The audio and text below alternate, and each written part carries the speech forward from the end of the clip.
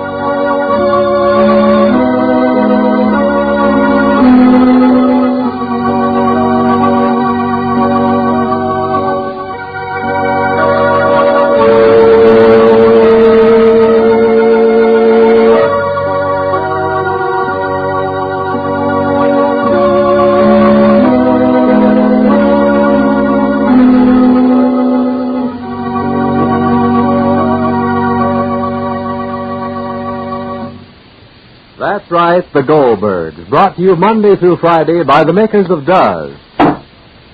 Wash Day Court now in session. What's the first complaint? Your Honor, I want whiter washers. I'm tired of soaps that only get my clothes part way white. Well, change to new Does. It gets dirty towels and linens dazzling white. In fact, you've never seen whiter washers than new Does gives you. Second case. Your Honor, I'm tired of scrubbing grimy work shirts till my back aches. Let Does do it. No soap made gets clothes clean easier than new Does. Third case. Your Honor, I want a Wash Day soap I can really trust for colors in my rayon slips. I hate to buy 2 or 3 different soaps for Wash Day. Well, do them with Does. It's safer for colors than old-fashioned granulated soaps, even for rayon slips. What?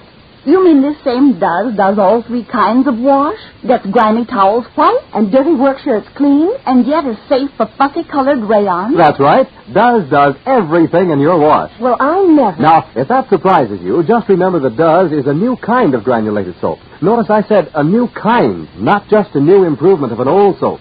In fact, Procter & Gamble worked years to develop the secret of the Does formula. The formula that makes it a soap for all 3 kinds of wash. Yes, Does leaves your rayon undies soft and bright, and yet it gets those dirty overalls wonderfully clean without any hard scrubbing. And as for your grimy towels and linens, why, Does gets them gleaming white. None of this almost white or part-way white, but the genuine whiteness you want. In fact, we don't know of a single other soap of any kind, bar, chip, or granules, that can get clothes whiter than new Does. So why not do as thousands of women are doing and let new Does do your whole wash, start to finish? Ask for it today. D-U-Z, Does, in that big, thrifty red and white box. Remember, Does is one soap for everything in your wash.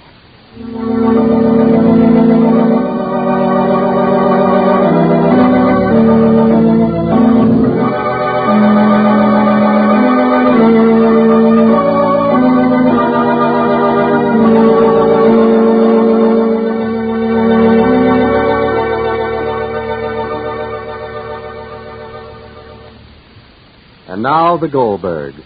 Molly Goldberg has made up her mind to deny her son nothing until he gets well. And this means letting Sylvia Allison return to Glastonbury with the Goldbergs. It means letting Sammy think he can marry the girl who nearly destroyed his life. But more than this, it means that Molly is accepting the possibility of Sylvia's change of heart. However, Molly's family doesn't want Sylvia to come north with him. Listen. Ma, what are we waiting for? Let's go. I can go, Rosalie, darling, before I say goodbye to Leah. Is she here? She's inside with her father. And Ed is coming over also. Why wait, Ma? Let's go. Ed and Leah will have more discussions and talk and talk and talk. Rosalie, please. There's only one thing you're doing that's wrong, Ma. Rosalie, please. Why are you letting her come with us? You didn't even ask Papa. Why are you letting Sylvia come to Glastonbury with us? Because that's the way it has to be, Rosie. Why does it have to be that way? Because that's the way family wants it. You believe she's coming to Glastonbury just to be with us until Sammy gets well? Rosalie, please. Ma, why are you letting... please, enough. Rosalie, please. Rosalie, please, in my present condition. And enough is enough, please, Rosalie. Did you scribble down the few words I asked you to scribble to Martha before? Not yet. I'll do it now, Ma. Not yet. No, you'll do it now. Not yet. All right. Maybe I should better call on the telephone. I wanted to see to get the house ready. That's very important. I can't just walk into the house like that. I want to move Samuel's bed into the corner room, I think, huh, Rosalie, dear? Samuel's bed in the corner room, huh? Mm-hmm. And because then he'll have the double exposures. That's right. The room where the tree comes in the window. It's away from the front road, and the cars wouldn't disturb him. And then that room, do I remember right, Rosalie, darling? That room has a door in between. Uh-huh. Then I can be in between the... Martha, maybe we'll put on fresh curtains also. Maybe I should better write in my condition and not telephone. I'll go to the phone and I'll say everything but what I want to say. I'll say, hello, I'm fine, and you're fine. And I wouldn't say anything that I want to say. Scribble me a few words, Rosalie. All right, Mom. Here's a pencil. All right. Here. Did you brought down stationery, I asked you? I have it, Mom. That's stationery, such as a piece of paper. Right here. Here, right on that. All right. Right, dear Martha. Mm-hmm. That it? Dear Martha, dear. Mm-hmm. Listen, you didn't put the dear. All right, Ma, I know. Dear Martha, dear. My expectation is to be in Glastonbury in due time. What do you mean, due time, Ma? I mean due time. Well, I don't know the schedule. I don't know what trains they take. Make a space. Make a space, and then we'll see Papa, so we'll fill in the space of the time. So further right to dear Martha, dear. Mm-hmm. If we live, we'll be home before the end of the week. If not, we'll be home Friday. Mm-hmm. You got it? Yeah. All right. And now how can I start to talk about Samuel's accident? Poor Martha will be beside herself. And you have to also write to Martha that she has to call Dr. Katie. He should be at the station because when Samuel will get off on the stretch, I want the doctor present. All right, Ma. All right. All right. My father wants to see you, Mrs. Goldberg. Oh, thank you. Is Leah with your father, Sylvia? Yes. Oh, excuse me.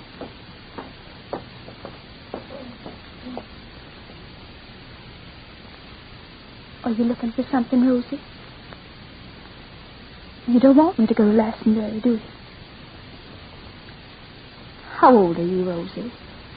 Old enough to know that if you had any pride, you wouldn't want to come with us when you know how we feel about you. You are young. I don't know what love means. That's right. Well, if getting older means changing my idea about love, if getting older makes me think love is what you think it means, I don't want to get older. But you will. And you'll learn the way I did. I don't want to learn at the expense of other people like you did. Sammy wants me to come. That's the only reason I'm going. I don't believe it. He's sorry for you, and that's why he asked you. You're on his conscience. Sammy isn't like you, Sylvia. He thinks of other people before he thinks of himself. When he makes a promise, he tries to keep it. And he thinks he has to keep his word to you. He's being kind because he pities you. Whatever you touched made other people unhappy.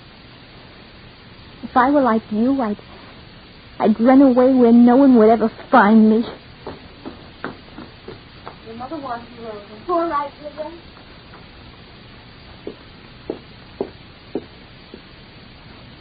Why are you taking advantage of that poor woman, Sylvia? Why don't you stay home? Mrs. Goldberg said yes to you only because she thinks Sammy wants you. I'm going to Glastonbury with Sam. You belong here, Leah. I don't. I've always been in your way. It was true when we were small. Papa did everything for me because I knew how to flatter him. You didn't. That isn't the main reason, Sylvia, and you know it. If you were Papa's favorite, that was your misfortune. It made you what you are. You were never in my way because of that. But my husband, that's how you were in my way. Why didn't you leave before you broke up my marriage? Now, when Ed and I are through, you're willing to leave so we can be together. Well, it's too late. It's not too late. It never was. But I made you think so. Well, you knew I lied about everything, Leah, and yet you believed what I told you about Ed. He loved you. Long before he married you. But he doesn't anymore. I suppose that's why he tried to protect you. I suppose that's why nothing you said or did to him could make him say one single word against you. Well, what would you think of Ed now if he had come to Sammy and told him about me?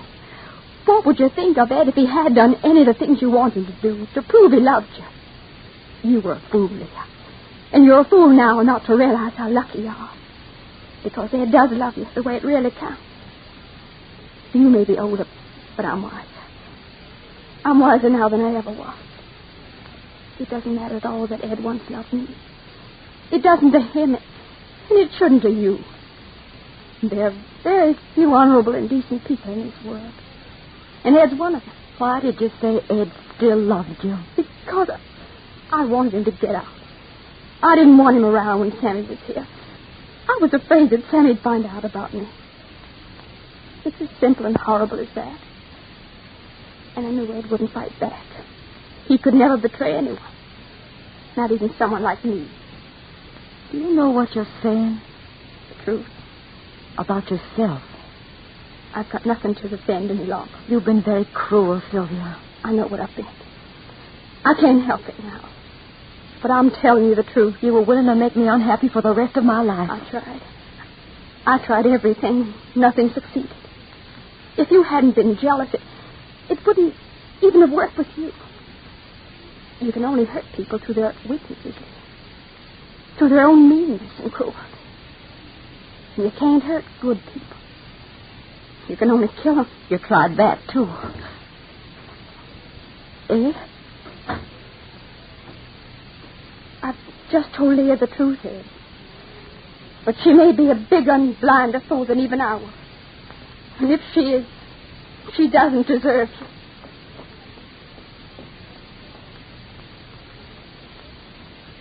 How's Sammy? They're taking him back to Glastonbury. Sylvia's gone with the Goldbergs.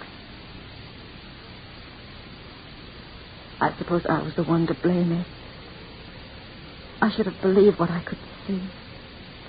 Doesn't matter, Leah. If it's come out all right. I was cruel to you, Ed. I deserved it. You love me? Yes. Oh, Ed. If you're crying for anything that happened in the past, Leah, please don't. Nothing's ever wasted. Not even suffering. Not even pain. I feel closer to you now. Closer to you and what we have together. Sometimes it's only when you've nearly lost your whole world that you realize how much you need it. We have each other. The only thing that matters is you and I. Everything we've lived through together has made it that way. Whether we wanted it or not. We're alone, Ed. Yes.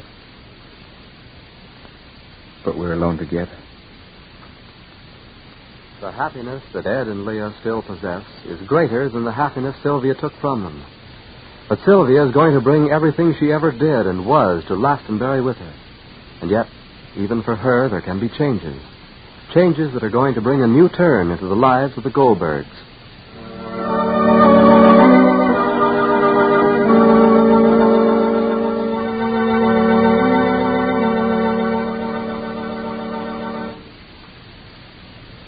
By the way, I have a recipe for you today. Yes, a recipe for a wash day without those wash day sneezes. And the important ingredient in this wonderfully sneeze-free wash day is New Does, the new kind of granulated soap that does everything in your wash.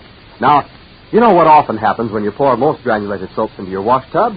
A cloud of soapy dust flies up and makes you sneeze. But with New Does, things are different because Does doesn't send up clouds of irritating soap dust.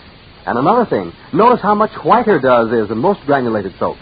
And Does gives you wonderfully white washes, too. Your sheets and towels will simply gleam in the sunlight. In fact, you've never seen whiter washes than New Does can give you. Yes, this new soap for everything really does wonders on wash day. Just ask for Does, D-U-Z, today in that big, thrifty red and white box. And remember, if you don't want to sneeze, then do try Does. And be sure to listen tomorrow to the Goldbergs. This is Bill Rogers saying goodbye for the makers of Does, the new kind of granulated soap for all three kinds of wash. This is the Columbia Broadcasting System.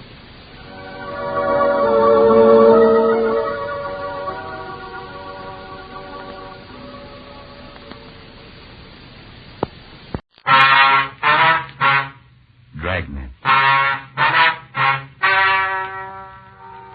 Ladies and gentlemen, the story you are about to hear is true. The names have been changed to protect the innocent.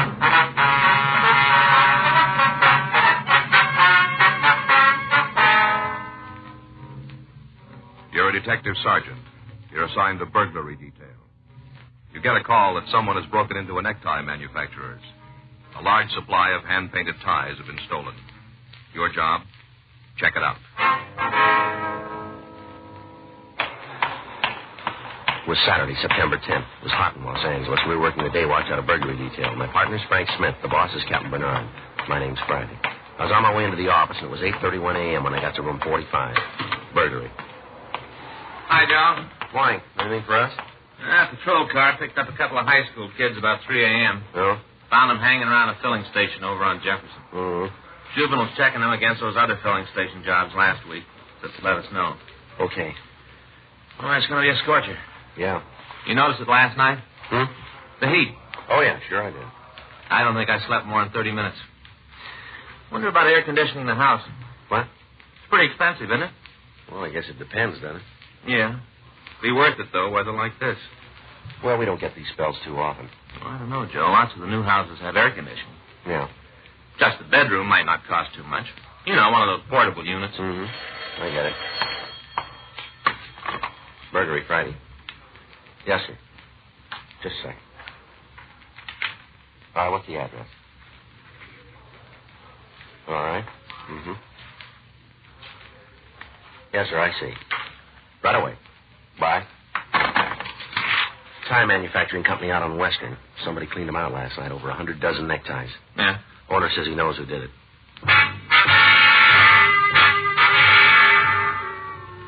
Frank and I drove out to a small manufacturing shop on Southwestern Avenue. 9:03 a.m. We interviewed the owner, George Prosper.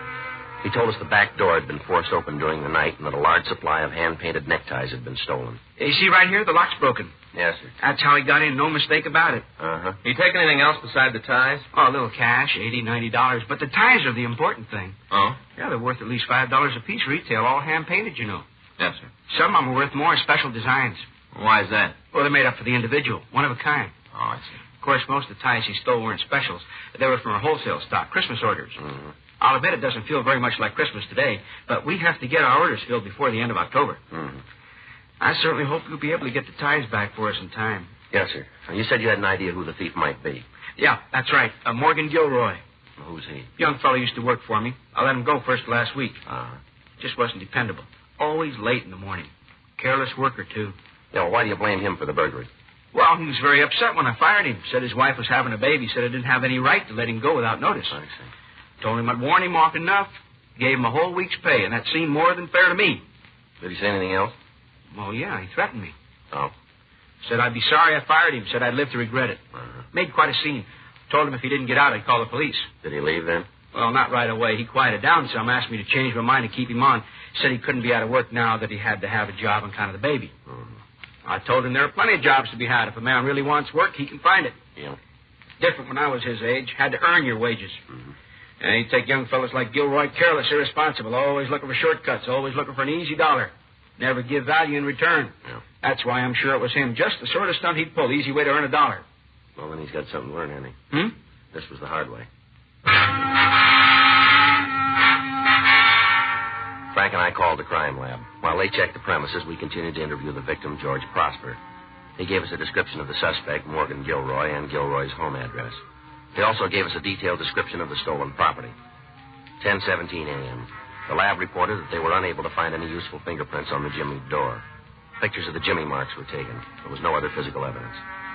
10:57 a.m. Frank and I drove out to the address Prosper had given us. It was a small apartment house on Fountain Avenue in Hollywood. The Gilroy apartment was number 7.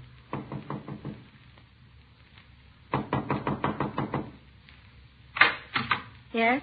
Morgan Gilroy in? No, he isn't. You Mrs. Gilroy? Yes, sir. We're police officers, ma'am. This is Frank Smith. My name's Friday. Pleased to meet you. Be all right if we come in for a minute? Oh, I guess it'll be all right. Thank you.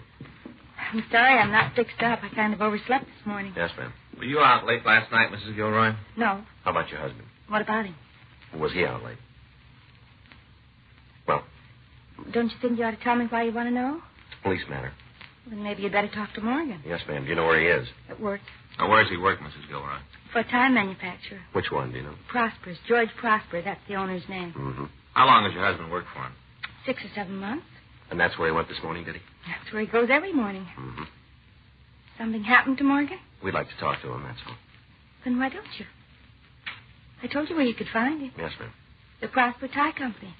I don't know what the address is, but it's in the phone book. Well, we just came from there, Miss Gilroy.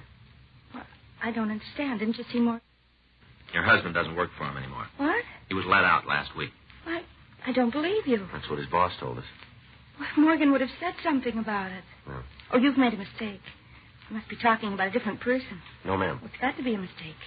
Well, sure, Morgan gave me his paycheck last night. Every Friday night he gives me his paycheck. He got paid yesterday. The same as every week. Do you still have the check? No, not exactly. What do you mean? Well, it wasn't the check he gave me, not really. Oh. You see, he'd cashed it on his way home from work. I see. But it was the usual amount, $80. Mr. Prosper must have paid him.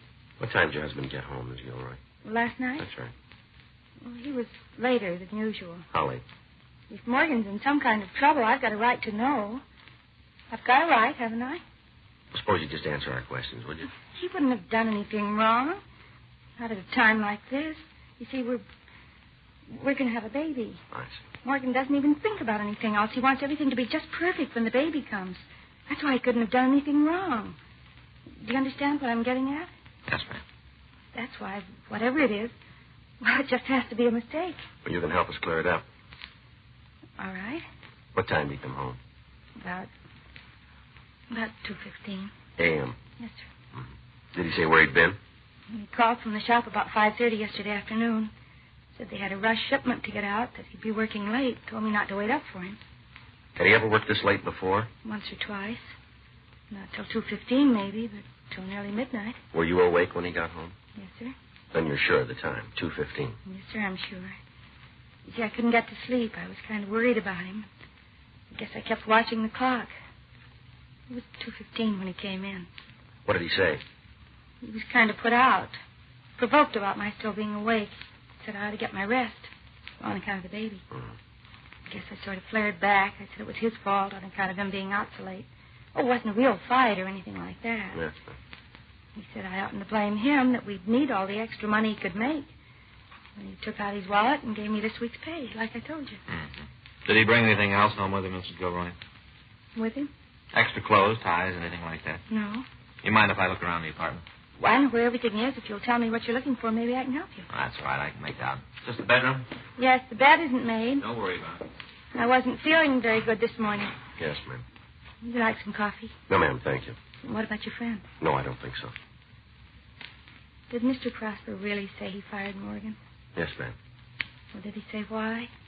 Well, you better ask your husband about that. Just isn't fair. In a time like this. Mm-hmm. You don't appreciate Morgan. None of the people he's worked for. Yeah. Man does his best. This is the thanks he gets. Mrs. Gilroy, these ties belong to your husband? Well, yes. You know where he got them? Sure, there's some he made at the shop. Samples. I see. Does he have any more of the same kind? I don't think so. Don't tell me all this fuss is about a couple of ties. Well, it's a few more than that, ma'am. Oh? 100 dozen.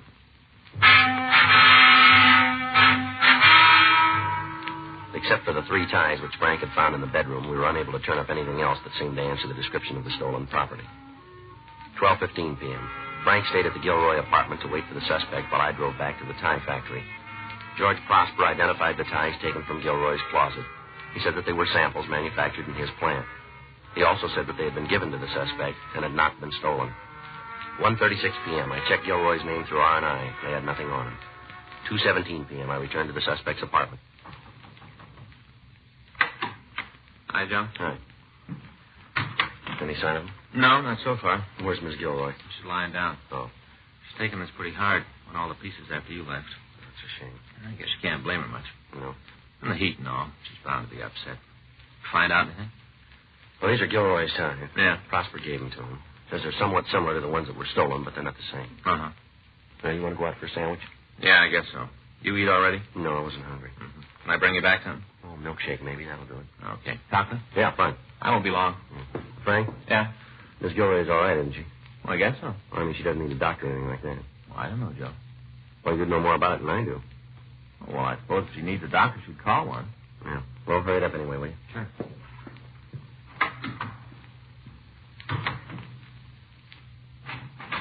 I thought I... Oh, you. Yes, ma'am. What happened to the other officer? Went out to get some lunch. Oh, You feeling better? yes, thank you. The apartment's so stuffy today. That's what it was. Yes, ma'am. No, that isn't what it was at all. Ma'am?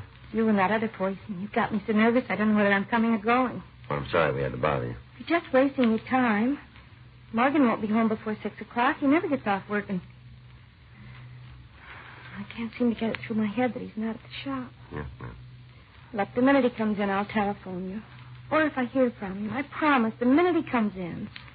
Well, it might be better if we wait. Won't you try to believe me? Morgan's honest, completely honest. Yes, ma'am. He hasn't done anything wrong. If he had, I'd know it. He'd have told me. Well, there's one thing you didn't tell you, Miss Gilroy. Oh? That money you brought home last night. Well? Where it came from. Frank and I waited in the apartment until the suspect, Morgan Gilroy, came home.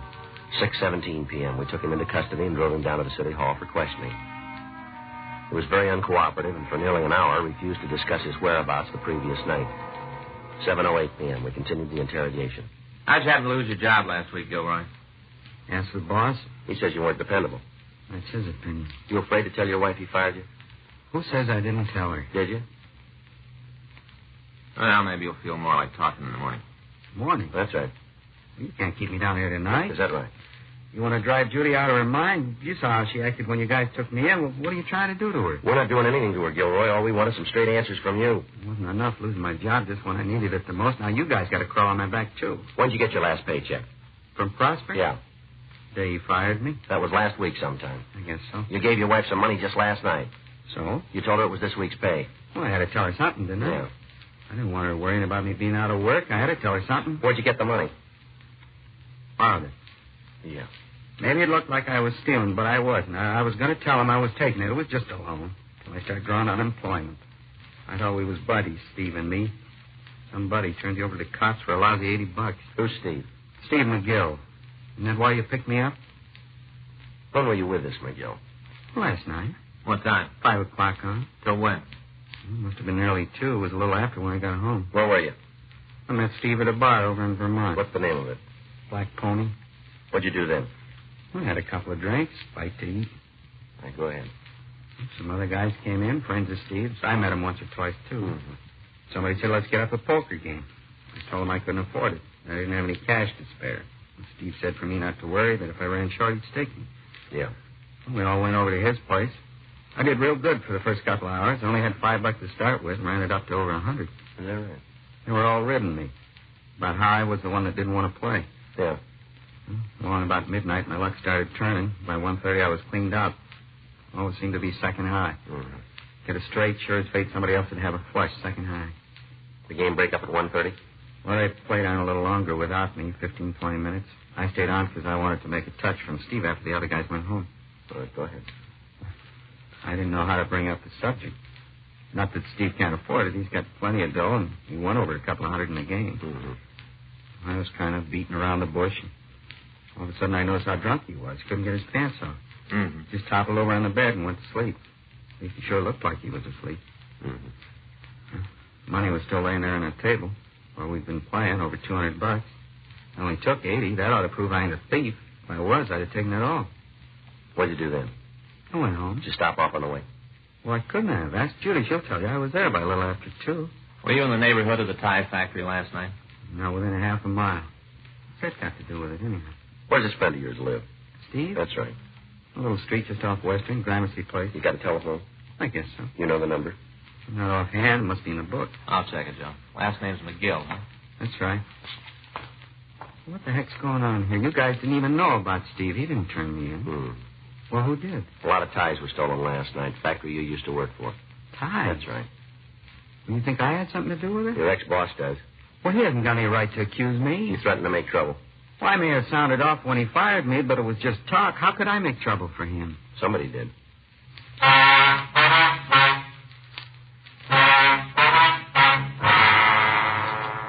We were unable to contact the suspect's friend, Steve McGill, until the following morning. He confirmed the story Gilroy had told us and refused to press any charges against him. From McGill, we got the names of the other 3 men who had played cards the night the tie factory was broken into. They also confirmed Gilroy's alibi.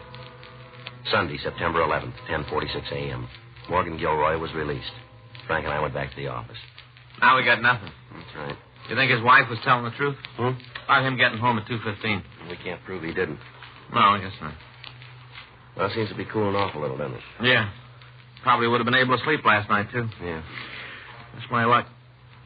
Well, maybe you can grab a nap this afternoon. No, I don't feel right when I sleep in the daytime, Joe. Isn't good for a person, you know. Throws your system right out of whack. Except for my brother-in-law, Armin. He can sleep anytime, any place. No strain at all. Okay. Burglary Friday. Yes, sir. Uh-huh. Yeah, I've got it. Well, when did it happen? I see. Right. Bye. Men's clothing store out on Crenshaw. Owner came in this morning to do some work on the books. Uh-huh. Somebody had jimmied the back door during the night. Stole a supply of suits, slacks, sport coats. Yeah. And a batch of hand-painted ties.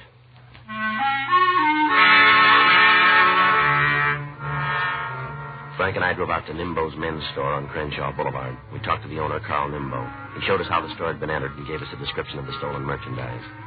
The thief had apparently followed the same M.O. that had been used on the Prosper Tie Company. We were unable to learn anything more about the suspect's identity. Several days later, a tie shop in Hollywood reported the loss of over 200 knit ties. The following night, a men's clothing store on Wilshire Boulevard was burglarized. Investigation indicated that all these crimes were the work of the same man or men. Burglars who were known to have used similar M.O.s were interrogated. No leads were developed. Monday, September 19th, 8:06 p.m. Frank and I were getting ready to go off duty. You want to stop by the house on your way home? No, I'm pretty tired. I think I'll hit the sack early. We could watch a little TV. It's supposed to be a good fight tonight. It's too late for that now, isn't it? Oh, yeah, I guess so. Oh, we could watch something else. You're not going to go to sleep at 8 o'clock, are you? No. Well, come on then. I'll get it. All right. Gregory Smith. Who? Oh, yes, sir. Sure, I remember. Yes, sir. I see. What's that address? We'll meet you out in front. Right away, yes, sir. Guy owns that tie factory, George Prosper. Yeah. He's calling from a bar over on Normandy. Uh-huh. One of his stolen ties just walked in.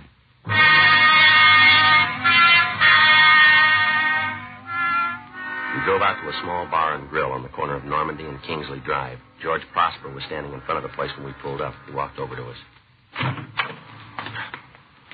Evening, Mr. Prosper. Good evening. How are you? Pretty fair. You sure this is one of your ties now? Positive. It was a special. Worked out the design myself. I see. There isn't another one like it anywhere. I see. Can you point them out to us? Mm-hmm. Now, see, through the window there, that corner booth? That one there, huh? Yeah, tall fella sitting alone. Okay, thanks. You want me to come in with you? No, sir, we'll take care of it. We might need you later on, though. Whatever you say. You know how to get in touch with me. Yes, sir. Good night. Night. Good night, sir.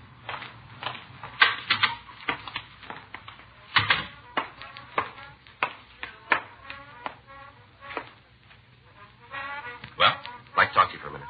Okay, sit down. Well? We're police officers. Okay. What's your name? Trendle? Dick Trendle. You got a job? Sure. Doing what? CPA. Public accountant? That's right. Must make pretty good money, huh? What makes you think so? The way you're dressed. I'm single. I don't have a lot of expenses. It's a nice suit. Thanks. Remember where you bought it? Sure, San Francisco. Mm-hmm. Went up there on my vacation a week ago. Can we see the label? Okay. Okay? Yeah. One drink? No, thanks. My pleasure. Nope. You ever been arrested, Trendle? Sure. Tell us about it. Speeding? Nothing else. No. You get that tie up north, too? No. Where'd you get it? Fellow I met a couple of nights ago. Got to talking to him in a bar. What bar? Oh, Olympic down toward town. Don't remember the name of it. What about this fella? We were talking. Said he was in the clothing business. Happened to mention my hobby was stamp collecting. Yeah. Said sure was a coincidence. What do you mean by that? One of his customers was a stamp collector, too. Had the factory make up a special tie for him, designed it like rare postage stamps. Oh. This one right here, the one I'm wearing. Uh-huh. Offered to sell it to me. Yeah. Because the customer was made for it, left L.A. You have the tie with him? In his hotel. Took me over there to show me. What hotel was it? I don't know, a little place a couple of blocks away from the bar. You think you could find it again? I guess so. Did you go up to his room? Yeah, he showed me the tie. Showed me a lot of other clothes, too. Did you buy anything else? Nothing else I needed. I stocked up when I was in San Francisco. Didn't need the tie either, but it was a real bargain. Yeah. $3.50, that's all he asked for it. Felt like this is worth at least $7 or $8. Mm-hmm. Sure couldn't see how he was making any profit selling it at a price like that. You made a profit. Well, Doesn't seem possible. It must have cost him more than $350. No, it didn't. Huh? But it will.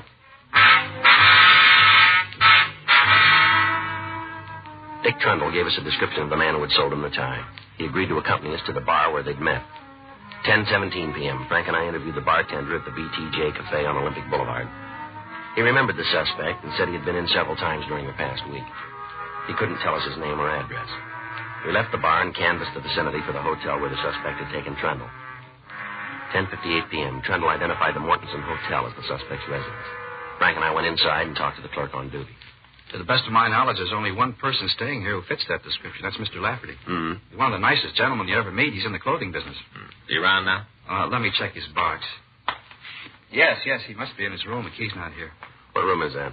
It's 212. He's very careful, Mr. Lafferty. Always leaves his key at the desk whenever he goes out. All right, thanks. He's generous, too. Generous to a fault. You don't say. I sure. See this tie? He gave it to me. Is that right? Yeah, it's one of my favorites. That's too bad. You may have to give it back. Frank and I walked up to the second floor. Room 212 was at the end of the hall near the fire escape. The transom was open, and we could see a light inside the room. Who is it? Come on, open up. Yes, sir. Just a minute. What can I do for you, Jack? Police officer, stand still. Oh, police. You're wasting your time. I don't believe in firearms. He's light, Joe. What did I tell you? All right, where's the stuff? I suppose you mean the items I stole? That's what we mean. I've already managed to dispose of a good deal of it. What's left is in the closet, in the bureau. By the way, the burglar kit's under the bed. Thanks. Always believe in cooperating with the police. Things seem to work out better that way. Yeah.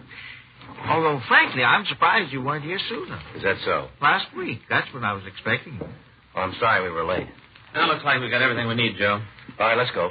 You didn't overlook the tools. Don't worry. Last week, I was certain you'd be here then. Mm-hmm. Right after my second job. I've never been able to pull more than 2 before, without being arrested, I mean. You don't say. It was 4 this time, you know. Yeah, we know. 4 jobs. Well, that's a new record for me. Well, let's don't let it go to your head, huh? Oh, I don't take all the credit. If I'd ever worked Los Angeles before, you probably would have found me sooner. Mm-hmm. Have to go somewhere else when I get out. Yeah. Maybe up north to Seattle. I never worked there. Mm-hmm. Might be able to pull 5 jobs before they catch me. Set myself a new record. Yeah, well, that's not likely. You'll see. Just wait till I get out. We won't be around that long.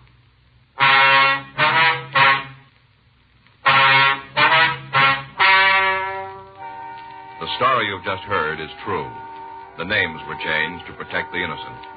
On January 7th, trial was held in Department 98, Superior Court of the State of California, in and for the County of Los Angeles.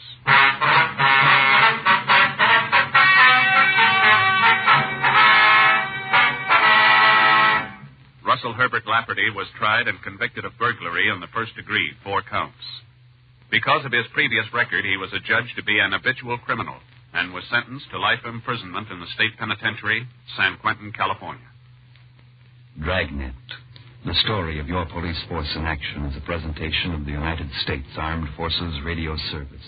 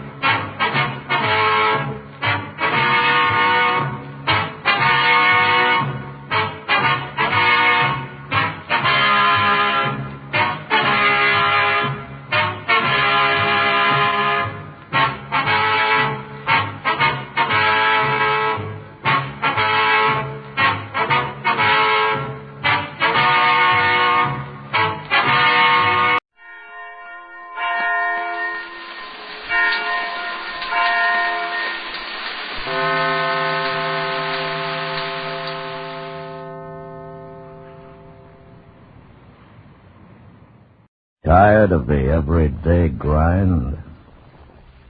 Ever dream of a life of romantic adventure?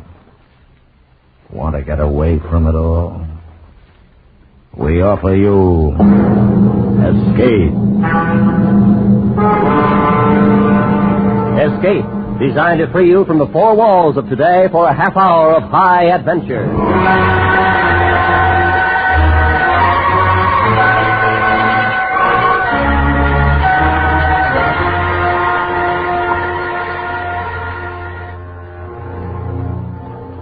You are a passenger aboard a submarine, making its last peaceful voyage across the sea.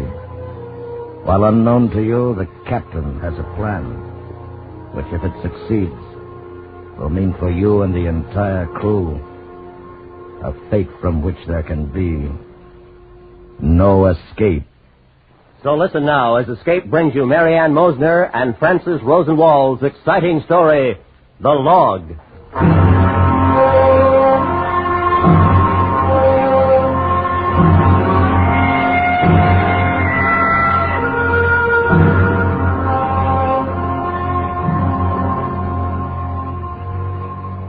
When I was a cub reporter, my boss told me, be there.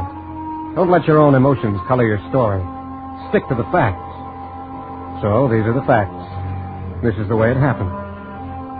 I met Captain Jan Zabatos in a Scandinavian port. During the last war, he'd been in command of a submarine, the only sub of the nation that fought the dictators side by side with the Allies. When he was finally forced into this neutral port, the captain preferred internment to surrender. After that, his nation went out of the business of being a nation. He was left behind with his ship, unwanted by the Allies, and a burden to the government that had become his permanent host.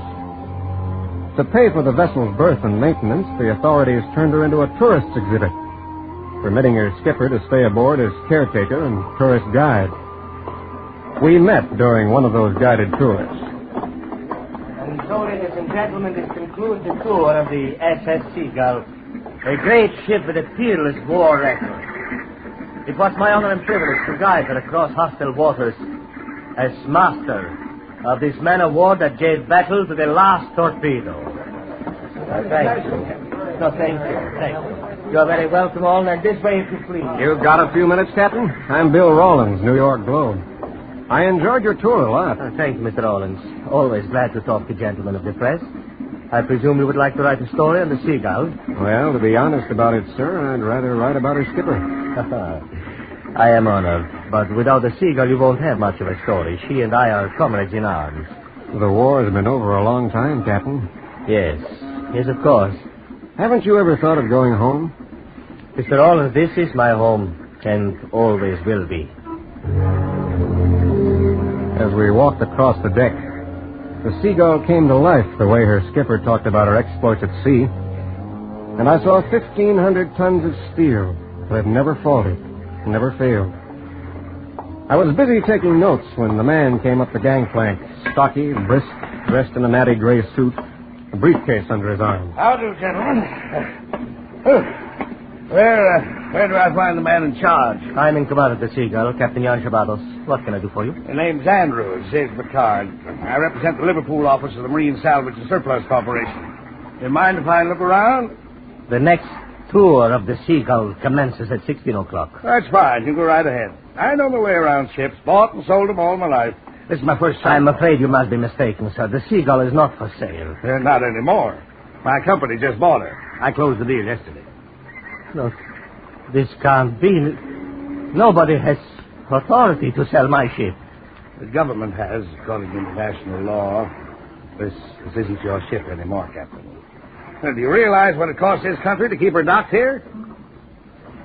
I suppose I knew that this was going to happen. Excuse me, sir, what does your company plan to do with the Seagull? Scrap her. What else is she good for? Yes, of course. What else? You plan to break her up here? No, we'll have to tow her across to Liverpool. Mr. Andrews, the Seagull is perfectly capable to sail under her own power. All the way across the North Sea? No. Must be pretty rusty by now. My ship is in as good condition as she was 10 years ago when we put in this port. I know how you feel, Skipper, but if you don't mind, I'd rather play it safe. No, I don't think I made myself clear, sir. This ship has had the finest maintenance that you find aboard any vessel. I have seen to that myself. Would you care to go below and look about, sir? Sure, why not? Then if you will follow me. Rust and corrosion, I understand. She was a beauty, all right. Her diesels reposing in gleaming silence. Her eye, a Zeiss periscope, set to scan the horizon. Her tubes ready for torpedoes. I felt a strange affinity toward this ship that to Andrews meant just so many tons of metal to be turned into X amount of dollars, while to her captain she was a whole world of tradition. A world now coming to an end. And still, I suppose you think that the Seagull should be dismantled and scrapped? Well, I'm afraid that's what we bought her for. Then may I respectfully make a last request on her behalf? I'll be happy to oblige if it's anything reasonable. Don't tow her away like a crippled ship. Let me guide her on this last journey. All we need is 1 week, a skeleton crew. My services are free. I don't know. All right. I'll tell you what, Skipper. I'll check with my company and get in touch with you. Well, that sounds like a good idea to me, Andrews. You'd be saving your company quite a bit of money. My firm's allergic to taking chances. You don't take chances with the Seagull. The cold logic of the dollar in the bank, not the captain's last request, persuaded the scrap middleman to take a well-calculated risk on the Seagull and her master. Mr. Andrews was to accompany the ship on her final journey. I requested and was granted permission to go along and cover the voyage for my paper.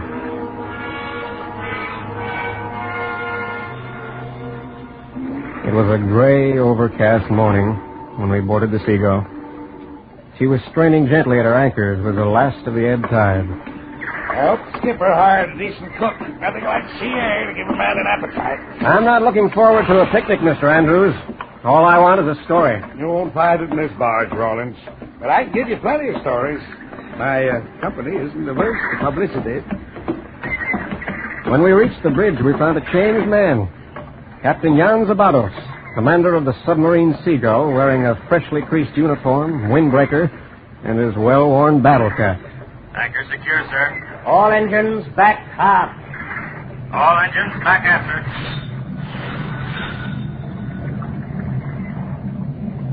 Course 005. 005, sir. Port engine back 2/3. Starboard engine ahead, standard. Port engine back 2/3. Starboard engine ahead, standard, sir. Stand by, all hands. Standing by, sir.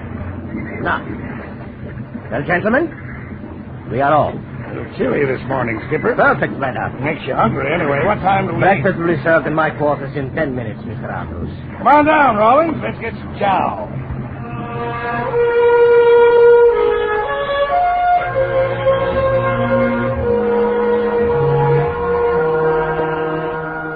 We had breakfast. It was better than Andrews had expected. And he was in an expansive mood when we returned to the bridge. He'd fortified himself with a thick cigar which stuck out of his mouth like a stubby finger pointed at the captain. How's it going, Skipper? Passing the 3-mile zone, sir. Weather seems to be clearing up. Maybe we can do a little deep sea fishing, huh, Rollins? I've never fished from a submarine, Mr. Andrews. Sorry, gentlemen. No fishing. This is not a pleasure cruise. That's the stuff, Skipper. Business before pleasure. And I agree, sir. You will leave the bridge now. Why, what's wrong?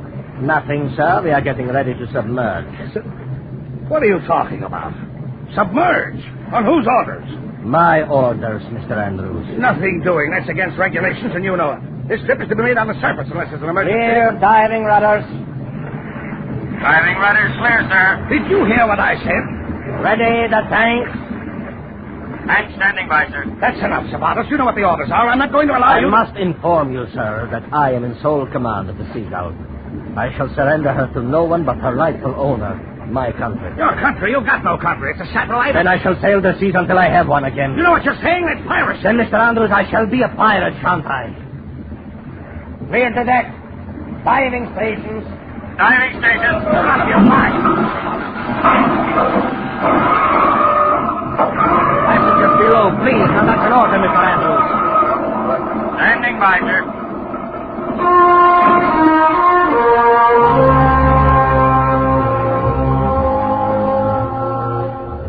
Well, I'd found my story.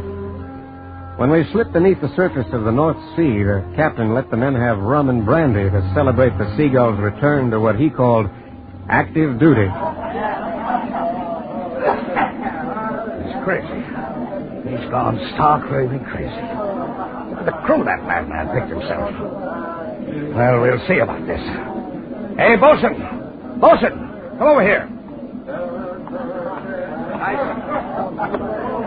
Know how to handle this ship? I know my job, sir. How'd you like a bonus? Say $1,000. I like it fine, sir. All right. Take over. Never mind the captain. I'll back you up. I'm sorry, sir. He's my captain. I'm in charge of this ship. He's under my orders. Yes, sir. I'm sorry, sir. I'm under his orders. That's how it went with the rest of the crew. They were all men without a country, handpicked by the captain, fanatically devoted to their master and the ship that was their world. In the meantime, I noticed some activity on the part of the captain and his radio operator. A constant flow of communications between the ship's wireless and her master's tiny cabin. Andrews and I went there. The captain was sitting on the bunk, poring over a chart-filled table. Mind if you and I have a little talk? I'm quite busy. 5 minutes, Mr. Andrews. Thank you. Don't you think this farce has gone far enough? You'll be running out of supplies, you know, and then what? The sea is abundant with stores of all kinds, Mr. Andrews. How do you mean? I shall requisition what I need. You can't be serious. Can't I? I have guns, fore and aft, shells to go with them. Give me time, I shall obtain torpedoes as well. You'll never get away with this. That remains to be seen. My wireless has picked up the Blenheim Castle, an English freighter. We will sight her by nightfall. You're going to stop her? Exactly, Mr. Andrews. There are a few supplies that we need. I am sure her captain will oblige before continuing on his way.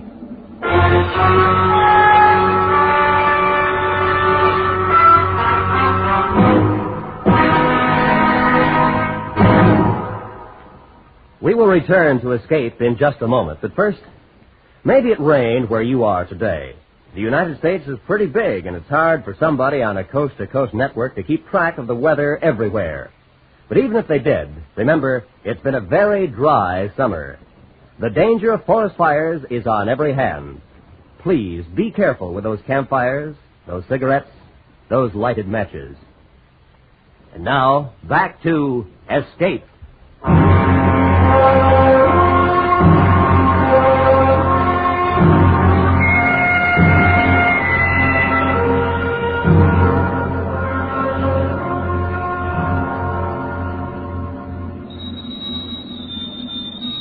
Approximately 8 hours later, the bosun's pipe shrilled as the Seagull rose stealthily to the ocean surface. Dead ahead in a choppy sea loomed the massive hull of the freighter Blenheim Castle, her foaming nose eerily phosphorescent, the position lights glimmering across the sea. Our searchlight reached up to her bridge with a long white finger.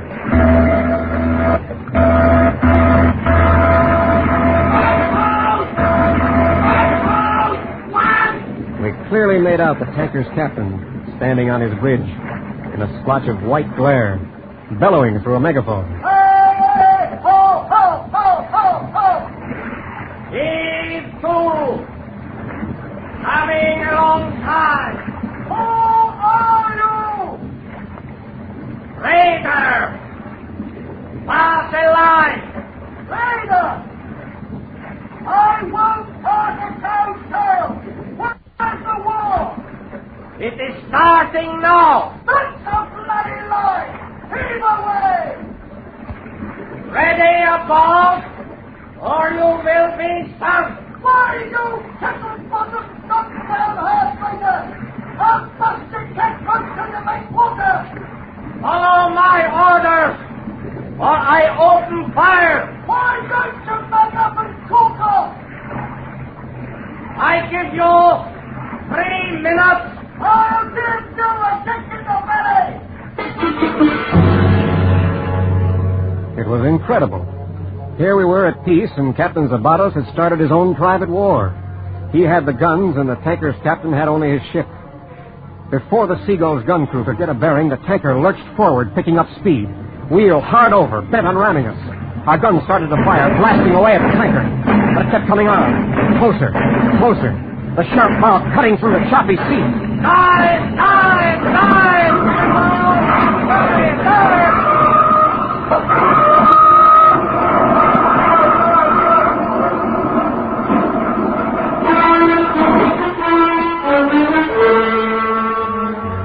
We weren't fast enough. There was a grinding lurch, and we knew the Seagull had been damaged in the collision with the freighter, but we couldn't tell how badly. The first realization of disaster came when we saw the captain, his hair damp with perspiration, eyes gleaming feverishly, and a face turned ashen gray. Nobody leaves his station without my orders. You gentlemen stay out of the way. I'm not going to take orders from you or anybody else. I represent the owners of this ship. You do? You heard me, Zabatos. Then tell your owner she has been rammed. I'll hold you responsible. As her commander, I accept sole responsibility for ship and crew, including you and Mr. Rollins. That's very noble, mister, but I'm a businessman. What's the extent of the damage? Conning tower smashed and the scope tube cracked. Oh, that's great. That's great. Well, surface, send an SOS. I never have sent an SOS, and I never will. That's your business. I'm an American citizen, and so is Mr. Rollins. You can't hold us against our... You will put ashore when conditions are favorable. Let me set you straight about this. If you want to go down in misery, I'm not stopping you. But you can't force me to stick around until this thing can's full of holes. I want to get out of here. I order you for the last time surface to signal for help. Andrews, if you wish to leave now, you may take a escape hatch. You're crazy. Not at all. The damage is trifling. But since you feel so frightened of your life, I suggest that you leave. So help me, when we get out of this, I'm going to have you busted, jailed, hung if I can. Get out of my way if you please. I have no time to discuss the matter with you. Come on, Andrews. Whose side are you on, anyway, Rollins? Nobody's. I just want to live.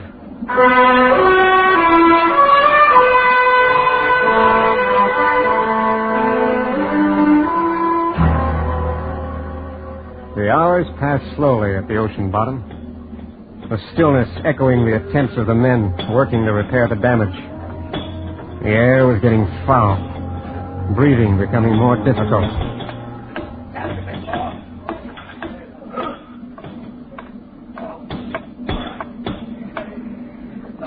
Storage battery, sorry, sir. Then dim the lights, bosun. Oxygen's running low. Ration it. I've got 2 men in sick bay already. All right. All right. Carry on. Sir. What is it, bosun? The men need air. It's very bad aft. All right. Very well, bosun. We go up. All engines ready. All engines ready, sir. Clear pressure tanks. Clearing tank, sir. Diving rudder. Standard. Vessels approaching overhead, sir. Ease rudder, hold tanks.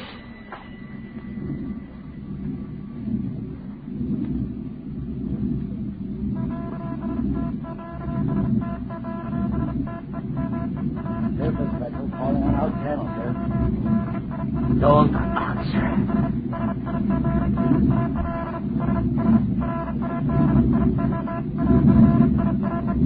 British subjects are closing in, sir.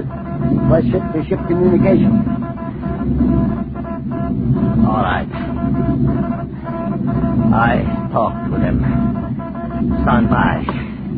SS Seagull coming in. Go ahead. NS-127. Are you in trouble, Seagull? No trouble, sir. Surface at once. State your conditions. No. Then I regretfully refuse her. Following orders, Seagull. Come up, or we drop depth charges. Do so, then. You can't get away. We've got a sonar fix on you. No surrender. We're ready with depth charges, Seagull. Wait! Get back! Americans down here! We need help! Lost communications!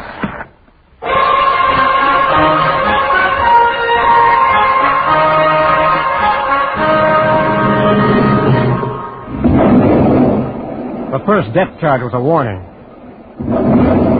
followed by another coming closer. And still closer.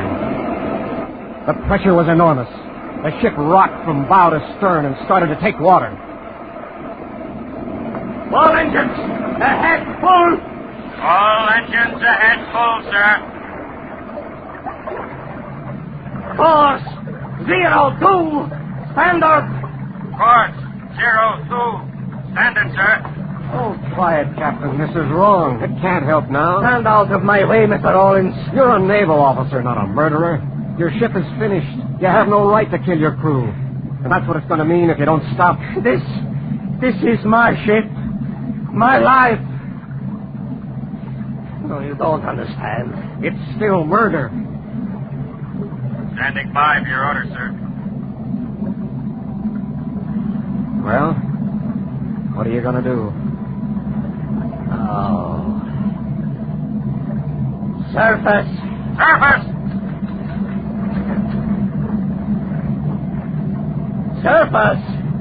Stand by, surface. No response, sir. Tanks won't operate. All engines stop. All engines stop.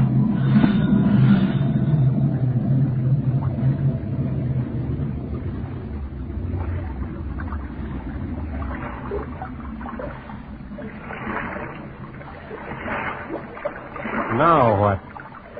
I seem to have no choice. Do I?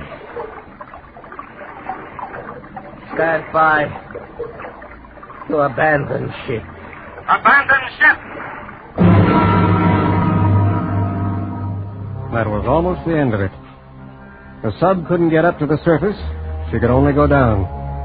And the way she was taking water, it wasn't going to be long. The men lined up outside the escape chamber. And one by one, they shook hands with the captain as they moved by. You could see in his eyes what they meant to him.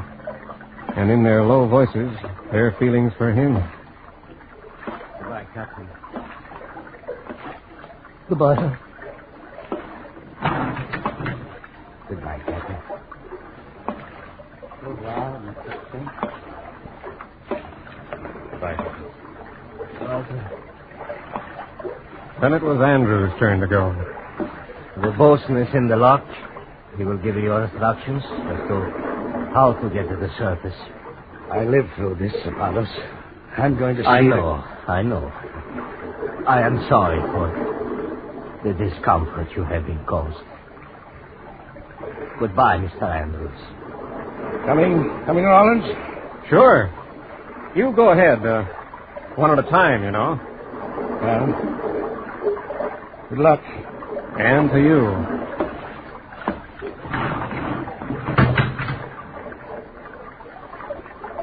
Now, Mr. Owens, huh? I imagine you will have quite a story to write for your newspaper. Well, let's forget that. It's not important. What about you? Andrews isn't kidding, you know. Once you get up there... I wonder if... Would you do me one last service? Of course. He got his log out and started to write. I looked over his shoulder as he made his last entry. All men off ship. Strong list to port. Storage batteries 0. Oxygen 20. Ship secure. Signed Captain Jan Zabatos. Commander SS Seagull. You oblige me by taking this log up with you. It can be fastened to your belt. Well, why don't you carry it? There are one or two other things I must take with me. Now, look. No, Mr. Owens, go on. I will follow you. Yes, please go on. Okay. Hurry up, though, will you? She won't last long.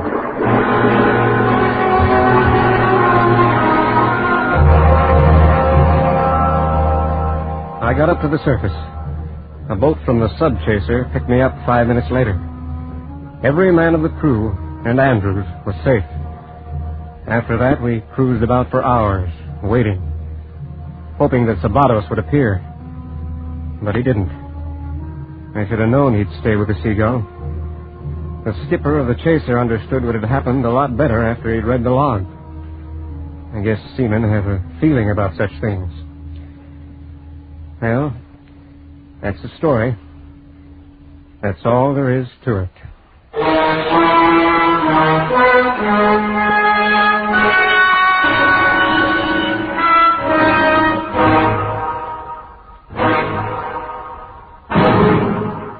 Under the direction of Anthony Ellis, Escape has brought you The Log, a story by Marianne Mosner and Francis Rosenwald, starring Lawrence Dobkin and Byron Kane. Featured in the cast were Alan Reed, Kurt Martell, Frank Gerstle, Eric Snowden, Richard Peel, and Jim Nesser. The special music for Escape was composed and conducted by Leith Stevens. Next week. You are walking the streets of an Indian city. Terrifying, sweltering streets. While the man you fear has already made his mark on you. A mark from which there can be no escape. So listen next week, when Escape will bring you James Henderson's frightening story, The Untouchable.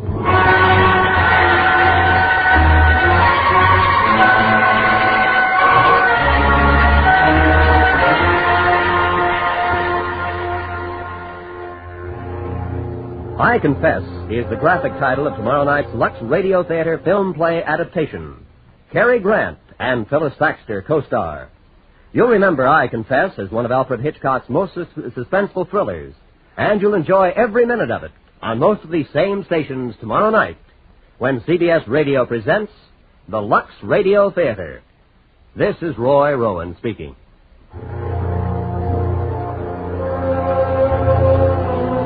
Remember, you can hear Jack Benny every Sunday night on the CBS Radio Network.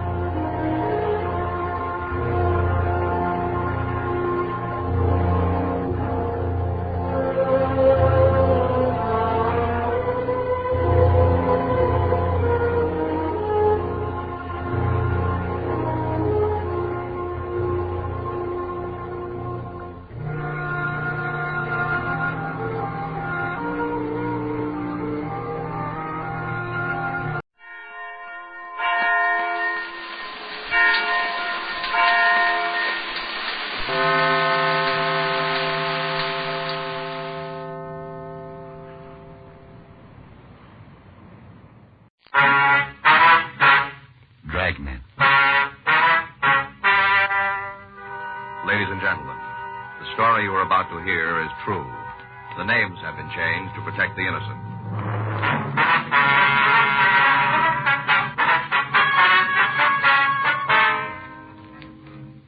You're a detective sergeant. You're assigned to auto theft detail. The recovery rate of stolen automobiles in your city has dropped far below normal. Evidence points to an organized gang of car thieves. Your job? Break it up.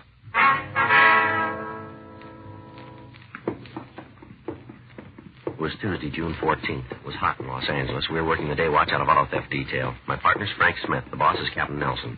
My name's Friday. We were on our way out from the office, and it was 11:27 a.m. when we got to 2564 Dewey Avenue. Apartment 3G. Want to try it again? Yeah. Yep. Oh, hi, Joe, Frank. Hi, Whitey. Hi. Come on in. Thanks. Come on out in the kitchen. I'm washing out some stocks. You don't care if I finish up, do you? No, go ahead. I got up this morning. I figured I'd better get it done. Haven't got a clean pair to my name. Mm-hmm. Drag a chair and sit down. Thank you. What'd you want to see me about? A couple questions. I'm not in the fire, am I? Not with us. Couldn't remember anything. You never know. No. What is it? You still working at that garage? Night shift. Check in at 4. This got something to do with my job? Might have, yeah. Look, fellas, you know the history. I'm not going to try and hand you a lot of slush, but I'm clean. Half a dozen guys will tell you that. I haven't got off the line since the last time I was tagged. Well, you're in no trouble, Whitey. We figured maybe you could give us a hand. Here's the switch.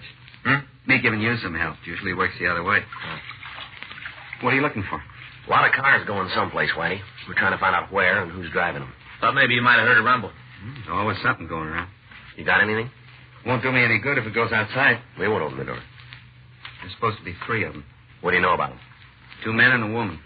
2 fellas are supposed to be pretty heavy. Any names? No, they're planted pretty close. Even the rumble's not solid. Mm-hmm. A couple of days ago, I talked to a guy down at the garage. He was telling me about the operation, said it was big. You know the people? Enough to be in the same bar. Told me he tried to get a piece of the action, but they're not cutting any of it. Can we talk to this guy? I can't stop you, but I can't give you a hand either.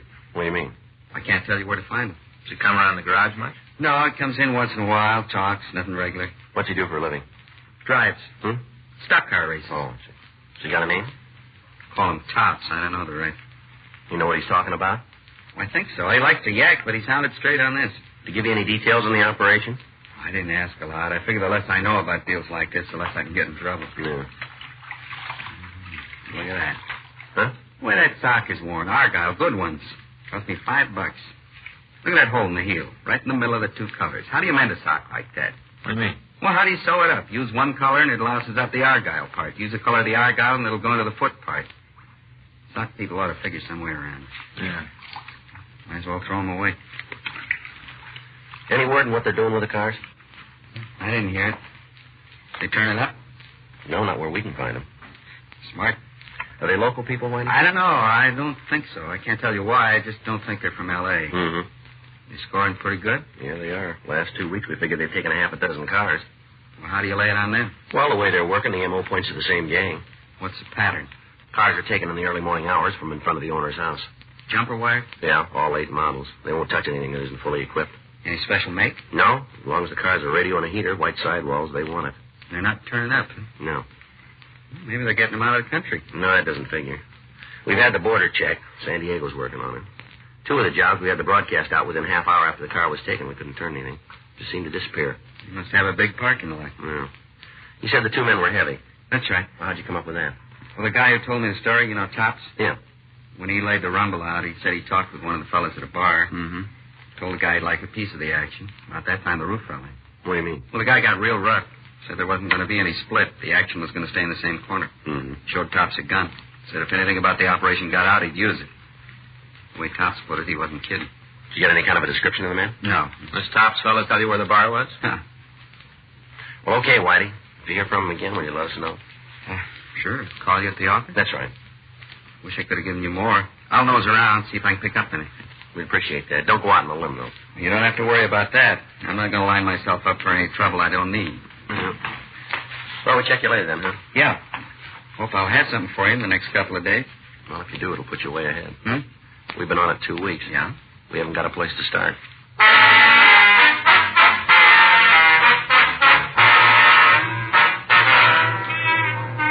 On Saturday, May 27th, the first theft had been reported. The victim said he parked his car in front of his house and returned an hour later to find it gone. An immediate local and APB had been gotten out, but the vehicle wasn't found. 3 days later, on May 30th, there was another theft. Same M.O.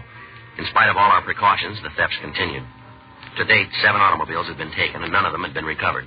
All possible sources of information had been checked out without result. Outlets for stolen cars had been kept under 24-hour surveillance without netting any new information. The stats office had made runs on each theft and on the general M.O. When the list they returned to us was checked, we were no closer to the thieves. Pressure from the victims and their insurance companies began to build, but there apparently wasn't anything we could do to stop the operation. Frank and I went back to the office and ran the name and description of the man known as Tops through the moniker file. There was no record of such a person. 2 more days passed. Another car was stolen. People in the immediate vicinity were questioned, but none of them had seen the thief. Saturday, June 18th, 11:40 a.m. Okay. Auto theft, Smith. Yeah? Oh, yeah. Can you hold him? Right. Be right there. Yeah. It's Coach. That was Whitey calling from the garage. What's he got? That fella Tops. Yeah. He just walked in.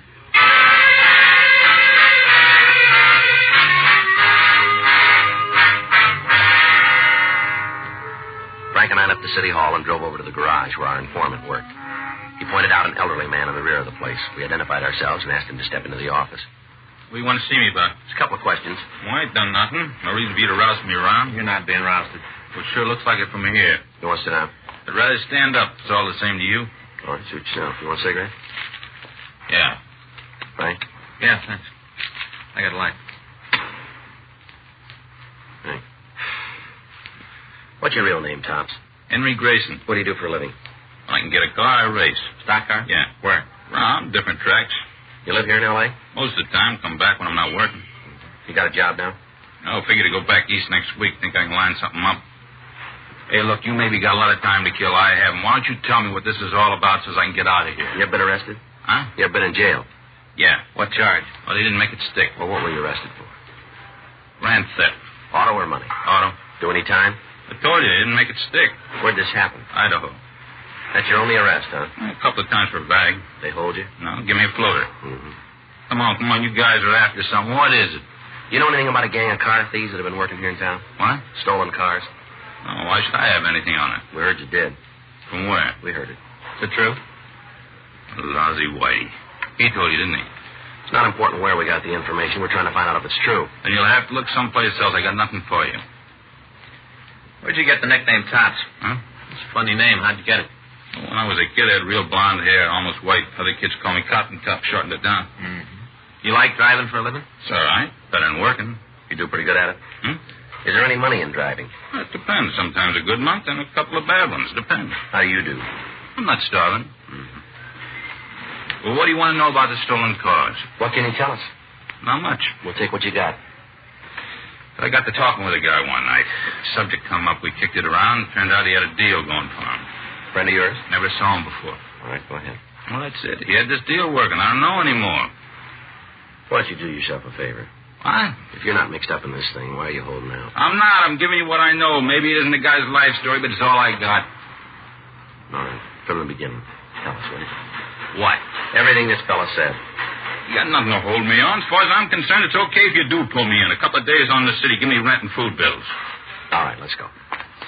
Look, if I had any information, I'd give it to you. No reason for me to hold out. That's right. I never saw the guy before. I haven't laid eyes on him since. Then what do you stand in front of him for? What? Makes you look like the patsy for the piece. Anybody takes a beat, it's going to be you. For what? Sitting in a bar listening to some drunk? It's more than that, and you know it. I can't tell you. Why? These guys too heavy for you, are they? Is that why you won't go along with us? You scared? If you got to tie it down, that's the reason. They won't get near you. You can guarantee it? We can. Okay, I'll go. What do you want to know? The whole story now. There wasn't much to tell. I was in this bar one night. Two fellas come in. They were both kind of gassed. Mm-hmm. Sat down next to me and started to talk. To you? No, but they were right next to me. I could hear what they were saying. All right, go on. Well, they were talking about this deal, how it was all set up. First off, I didn't know what it was all about. Then I heard one of them mention something about cars. Yeah. Well, it's like saying something about a new kind of camera around a photographer. As soon as I heard the word cars, I started to listen. Good. Mm-hmm. They were having a beef about something. One of them wanted to start unloading right away. The other guy said they should wait for a while, dump them all at once. Yeah. Well, they stood there and talked like that for a while. Then one of them noticed me listening. Go ahead. He leaned over and said something to the other guy, and the next thing I knew, I was surrounded. One of them on each side leaning on me. Mm-hmm. Didn't want any trouble. I could see those two guys had a pocket full of it, so I went along with them. Well, what happened? Well, they asked me if I liked what I heard. Yeah. I told them I didn't hear anything. Said I had very bad ears. Mm-hmm. They didn't believe it, said they wanted to talk me outside the bar. Yeah. Well, I figured if they got me out there, I'd end up with something broken, so I didn't go. Tried to push me around, but the bartender come over, and they moved away. What happened then? Came back, told me if I said anything to anybody but what they were saying, they'd get me. One of them had a gun. He kind of pulled his coat back. I could see it in his belt. Mm-hmm. They weren't kidding. Word that I talked to you gets back to him, I'm as good as dead. Well, don't worry about it. Did you try and cut yourself in on the deal? No. We heard you did. Well, it's not true. I told Whitey that, but it never happened. Well, why'd you tell him it did?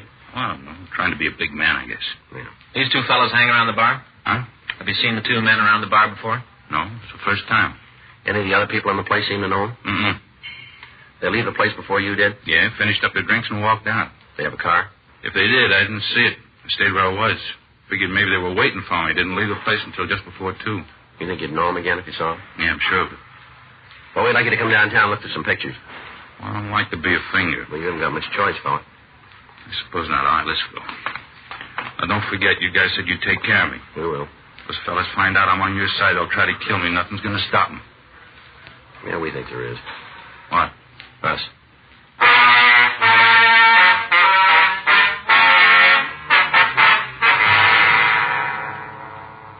We took Henry Grayson back to the city hall and had him check the mug books.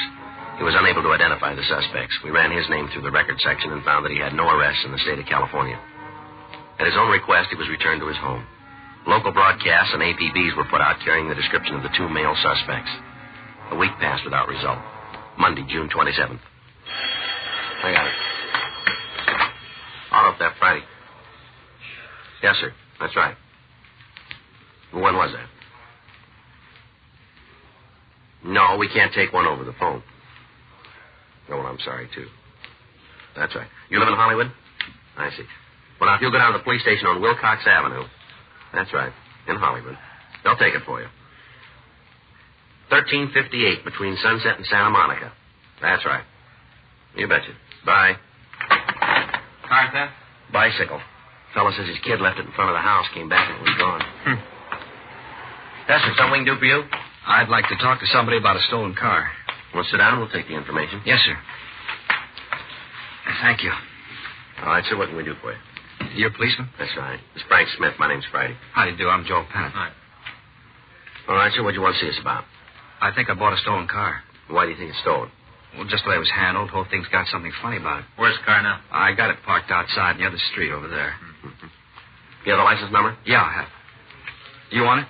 Yes, sir. We can check it for you. I got it written down here. All the information someplace. Pink slip, too. Oh, yeah, here it is. Very fine. Thank you. I'll check it, Joe. Okay, thanks. I sure hate to put you in all this trouble. That's all right. Feel silly if it turns out okay. Well, why do you think the car's stolen? Well, I own this little place up near Lancaster. It's kind of a bar and a couple of cabins for tourists. We're out of town a ways. We don't do a lot of business, enough to make a pretty good living, but it's all hard work. Yeah. Day before yesterday, that was Saturday, Uh-huh. This guy come into the place, had something to eat. We got to talk. You know, nothing important. Yeah. He told me he's on his way back east to find a job. Talked about how he's having a lot of trouble, lost his job and all. Mm-hmm. He had this new car parked right outside, said he just bought it. Asked me if I knew anybody who'd buy it. You mean he wanted to sell the car? Yeah, I said he just got it and he needed the money to get wherever he was going. Told me he paid cash for it and he wanted to get some money out of it. Yeah. Said he didn't want to take a loss, but he didn't have the price of gas for it. Mm-hmm. So he wanted to sell it. All right, go ahead. I asked him how much he wanted, quoted a figure a couple $100 under wholesale. It seemed like a good deal, so I bought it. Yeah. Then other guys come in and want to sell things. I learned the hard way, so I asked him if he could prove he really owned the car, that he didn't steal it. Yeah. I didn't say it like that, you understand. If the deal was honest, I didn't want to scare him off. Yeah. Then he showed me the pink slip and told me where he bought the car. It's a place called Brompton Auto Service in Hollywood. Did you contact them? Yeah, I put a call right through. What'd they say? Well, I went through a big thrash about it. I talked to a couple of secretaries before I got to the sales manager. He checked the records. He said the car had been purchased from them. He gave me the man's name and everything. Mm-hmm. Nothing about the deal then to make me think there was anything wrong. Pink slip, the car people. Yeah. I bought it. Gave the man a check. We drove into town, and I dropped him off at the bus terminal. He said he'd cash the check on Monday. That's today. Yeah. Happened I had to come into town this morning, checked at the bank, and they told me that the check had cleared. That it was cashed first thing they opened the doors. I got worried about it and decided I'd better talk to you. Yeah. How about it? Well, stolen, all right. I had a feeling. Anything on it? No, I checked the report. Yeah. It's the bunch we're after.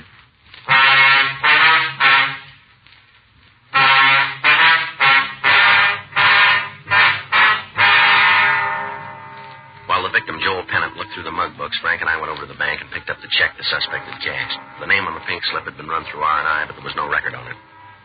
The check was handed over to Larry Sloan in handwriting.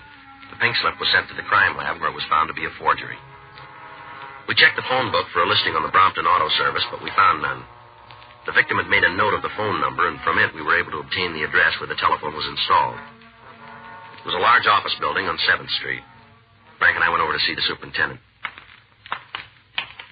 Yeah, this is where they were at 9:26. When did they move out? Oh, sometime over the weekend. I'm not sure of the day. I'm off on Saturday and Sunday. I see. Will hardly ever come down to the building on my day off. Yes, sir. How long were they in the office? Oh, a couple of weeks. Said they wanted a place for a month. They paid for it in advance. They told me if things worked out, they'd take a lease. Yes. Guess things didn't work out. Did they leave any forwarding address? No, they didn't. What can you tell us about them? Not much. I only talked to them a couple of times. Seemed nice enough. Did they tell you what kind of business they were in? No, said they were trying to get a new product started. Told me most of their work would be over the phone. Did they pay for the office by check or cash, do you know? Cash. Said they didn't have their checks printed up yet. They use a name of any kind? I don't think I understand you. Did they call each other by name? Yeah, they did when they were looking over the office. Do you remember them? Let me think a minute. Well, it comes to me, one of them was called Tom. The other one was named Ralph. No last name? No, I didn't hear them. What about the woman? I called her Lerner. Remember that when they introduced her? Nicky Lerner. Uh-huh. Has the office been cleaned since they left? No, it hasn't. All right, sir. We'd like to have some men from our office go over the place. Sure. Glad to help any way I can. Fine, thank you. Can you come downtown and look at some pictures for us? The criminals? Well, of some possible suspects. See if I can pick them out, huh? That's right. You better will. Wait here, I'll get my coat. Go right with you. All right, fine. Well, second thought, you better wait in the lobby. We can go right out the door. It'll be faster. I'll be fine. Well, let's go. Gee, I can't hardly wait to get home and tell my wife what's happened. Uh-huh. She's all the time after me because I never have nothing interesting to tell her at night. Yes, sir. It'll be different this time. Give her a story that'll really make her mouth hang open. Sure going to be a doozer. Yeah. You guys could do me a favor, though. What's that? Could you drive me home after I look at the pictures? We'll see that you get there, yes, sir. I'd like it to be in a black and white car, if you can swing it. All right. Make the story more exciting. You know, hard-hitting. Yeah. Something else if I come home in a black and white police car. What's that? My wife will believe me.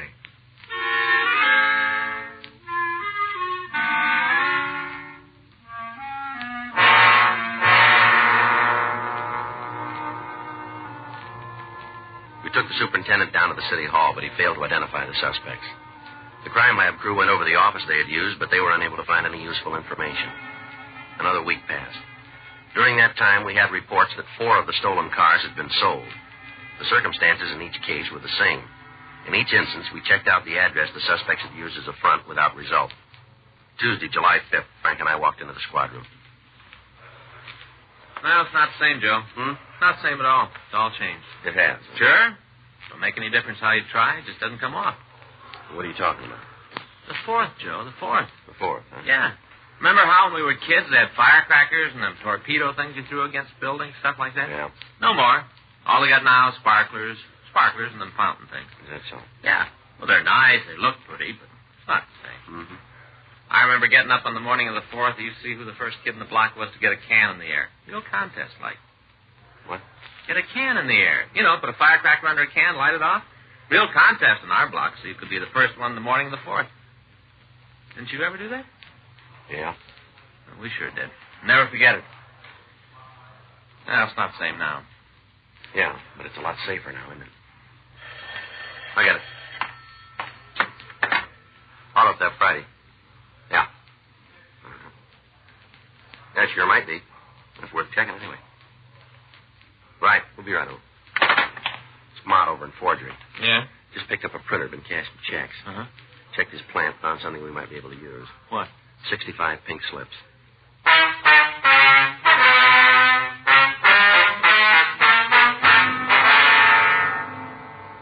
We went over to room 29 and met with Sergeant Hal Mott. He told us that he and his partner had picked up a suspect on suspicion of forgery. When they searched the man's home, they found a printing plant where the suspect had been making up phony checks. They'd also found master plates for automobile pink slips and a quantity of the slips themselves. Under questioning, the suspect admitted the forgeries but denied any knowledge of the automobile registrations. Frank and I took him to the interrogation room. Your true name is Harry Larwill, is that right? Yeah. You want to tell us about those pink slips? I don't know anything about them. You printed them, didn't you? I guess so. Well, and don't you know? I printed them. What were you going to do with them? I did it for kicks, nothing more. For practice? Yeah. Do you think a story like that's going to stand up in court? Look, I copped out to the forgery rap. Isn't that enough for you guys? We want to know about those pinks. I already told you. How many counts did they get on you? I don't know, 10 or 12.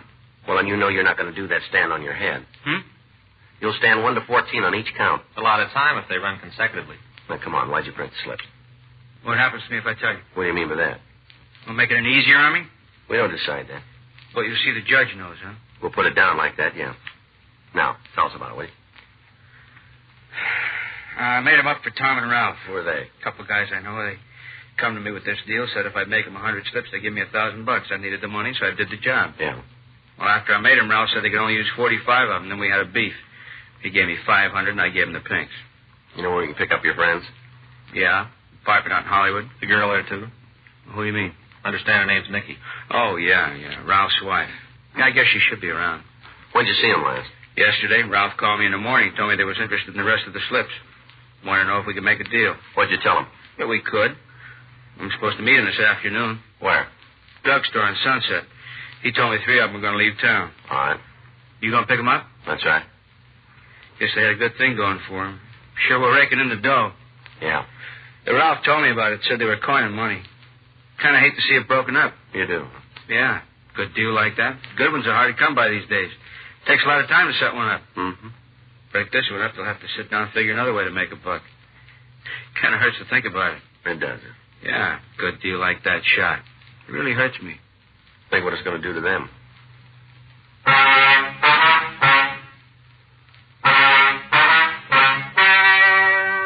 The story you have just heard is true. The names were changed to protect the innocent. On November 10th, trial was held in Department 89, Superior Court of the State of California, in and for the County of Los Angeles.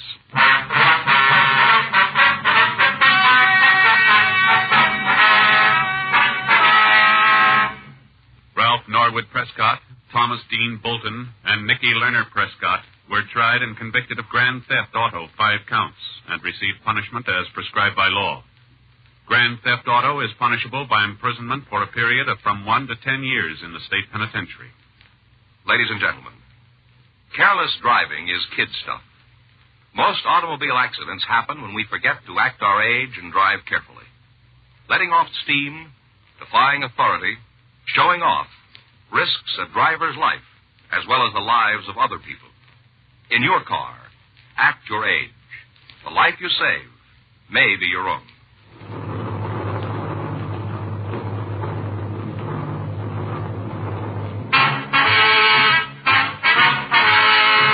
Dragnet is a presentation of the United States Armed Forces Radio Service.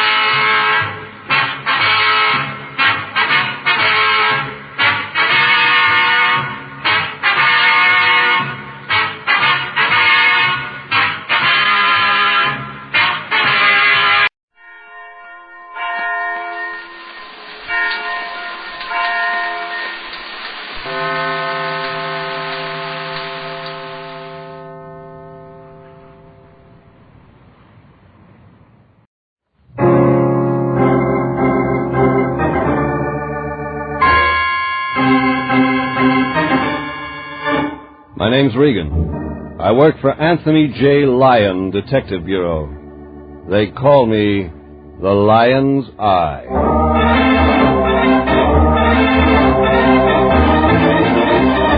Wednesday at 9, and CBS brings you Jeff Regan, Investigator, starring Paul Dubov as Regan with Frank Nelson as Anthony J. Lyon. So stand by for mystery and suspense and adventure in tonight's story titled, It All Comes Back to Me Now.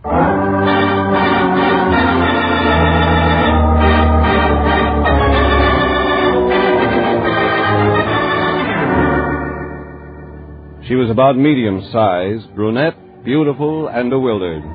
She couldn't remember where she'd come from or where she was going. Couldn't remember her own name. Just one thing she could remember. She wanted to commit murder. She was in the office of my boss, Anthony J. Lyon, that Friday morning. Sitting there across the desk from him, holding onto her battered purse like it was the last thing in the world she was sure of. What the Lion or I didn't know, she was right. Oh, Jeffrey, come in. I've been waiting for you. Morning, Fatso. New client? Yes, Jeffrey. I think we could call her that. Jeffrey, this is Miss... That's a very interesting name, Fatso. My name's Regan, Miss. How do you do, Mr. Regan? Jeffrey, she has a terrible problem. Somebody does. She can't remember her name. Please, can't you help me? I don't remember anything. You remember how you got here to our office? No, not anything. From when? From now. Except, there was a door. It said detective agency. I walked in. Yes. Jeffrey, what are we going to do about Miss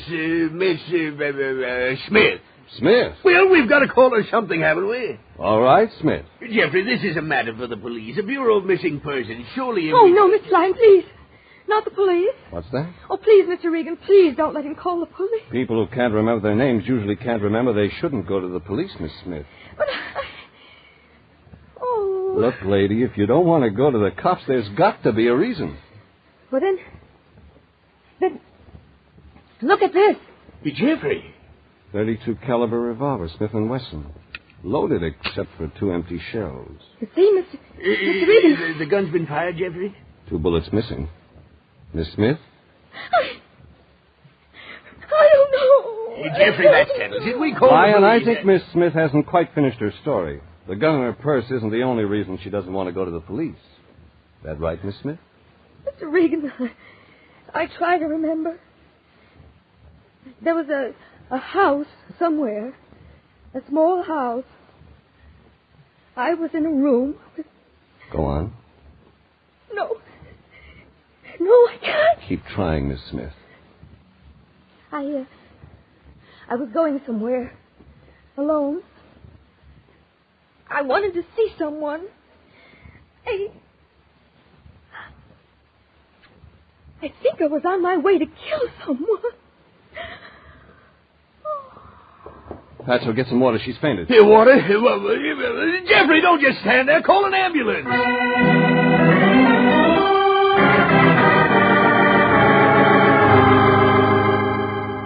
The Lion was right. Miss Smith wasn't just a quick faint. Her breath came in short, hushed spurts, and her pulse was a whisper. Beside her, the battered little purse had fallen open. Inside, $2.17 and a receipt for cab fare. No wallet, no identification. I picked up the receipt. It was dated that morning, Friday, and totaled $3.70. It was a lead.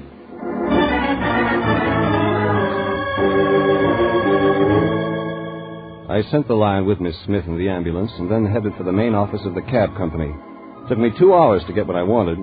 The receipt was for cab number 702, one of the new cars the company added, and it was usually driven by one Joseph Rupnick. Another hour passed, and he pulled into the cab stand out front of the main office.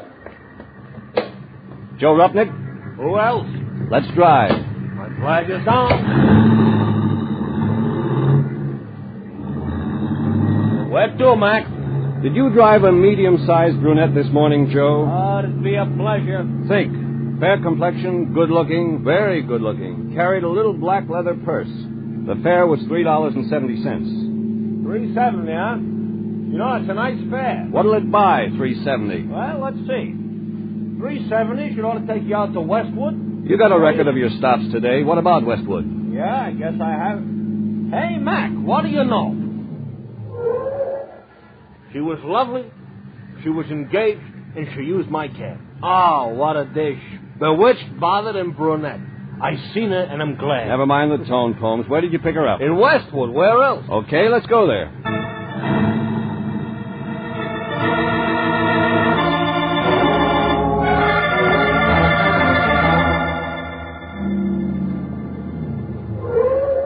This is it, Mac. Right here on this corner. She was standing here. Naturally, I stopped. Naturally. Thanks. See you around. No, you're welcome, but I'm staying. Staying where? Now, look, right here, Mac. Look. You don't have to be a mind reader to spot you for a private eye, shamus, or gumshoe. This means the jackpot. My cab is at your service. That's your business, Joe. Only keep your flag up. Shouldn't worry about a thing. Besides, when else do I get a chance to check the horses at Tanforan?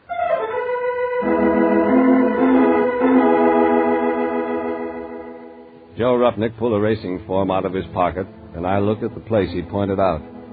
According to Joe, Miss Smith had been standing in front of a white one-story building with a two-story sign that said Parker's Service. It was an auto repair shop, a big one, the kind that specializes in foreign cars, custom sedans, and rich customers. Mr. Parker. Telephone call, Mr. Parker. Yes, sir? And what can I do for you, sir? I'm looking for a girl. She used to work here. Sarah? You're looking for Sarah? About medium-sized, good-looking? Yeah, that's Sarah. Well, she quit yesterday. She was in here this morning to pick up her check. I'm just taking her place. And it's not a bad job. Not bad at all. Mr. Parker, he's a nice guy. A very nice... Could you give... pardon me just a moment, please. Parker's Service? Yeah, just a moment, please. Could you give me Sarah's address? Huh? Could you give me Sarah's address? Well, I could check for you. You see, I'm new here at Sure. By the way, what's Sarah's last name? I've forgotten. Sarah Hanson. So you didn't know her very well, did you? Blind date. Oh, I understand. And she forgot to give you her address. Sure, I'll find out for you, mister. Glad to. The girl behind the counter winked at me and went back into the office, and before I could turn around, there was somebody at my elbow. And I had that feeling you get when you know someone's staring down your neck. I turned, and I was right. Tall man, neatly dressed, business suit, about 35. Suntan that spelled 18 holes of golf on Sunday, private club, Chamber of Commerce. I beg your pardon, sir. Did I overhear you asking for Sarah Hanson? Maybe you did. My name's Parker. Mine's Regan. I wonder if you'd be kind enough to step into my office. Okay. This way, Mr. Regan. You see, I happen to be particularly interested in the girl, Miss Hanson. She's unusually intelligent, a superior worker. I hated to see her leave. Here we are, Mr. Regan. Have a chair. A cigarette? No, thanks. Let's stick to Miss Hanson. Oh, yes, Mr. Regan. I was quite curious at your interest in Sarah Hanson. She's not the sort of girl to have many, what shall we say, gentlemen friends. Really? What sort of girl is she? Well, more on the quiet side. Intelligent, as I've said, and not at all emotional. Sarah was a very superior worker. Come on, Parker. I haven't got all day. A girl quit her job and you want to know why. Is that it? Well, I'm curious. There's more to it than that. I saw 4 secretaries in your front office alone. One named Sarah wasn't that good. Very well, Mr. Regan. I'm going to tell you the truth. Certain malcontents, certain vicious elements in my organization, irresponsible rumor mongers have been saying that Miss Benson and I... Well, there isn't a word of truth in it. I'm still listening. I'm a happily married man, Mr. Regan. You understand what rumors of this sort do to a man. Go on. I'm going to put a stop to it. You understand? Once and for all, Okay. Take it easy, Parker. I'm sorry I lost my temper, Mr. Regan. This thing has been gnawing at me for months. That's why I finally discharged Miss Hanson. That's what you've been trying to say. You fired Sarah Hanson. You think that's why I'm here? Well, yes, It's just a job, Mr. Parker. We all got to make a living.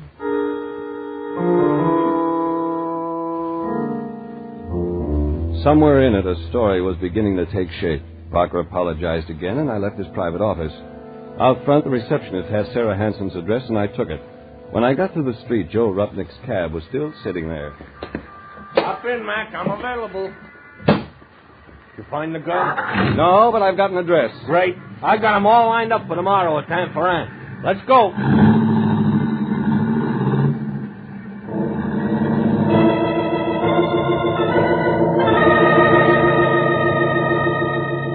It was past Pico on Bentley. Took us 5 minutes to pull up in front of a bungalow converted into a duplex. I left Joe with his racing form and newspaper and went up to the door that belonged to Sarah Hanson.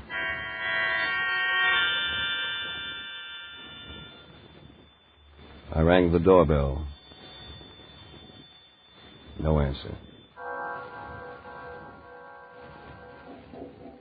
I knocked. Same results. The sun was sinking somewhere in the distance, and the early mist, the prelude to fog, was settling in fast. I tried the doorknob. No results. And then something told me to get inside that apartment, to get in with or without a permit, with or without a key.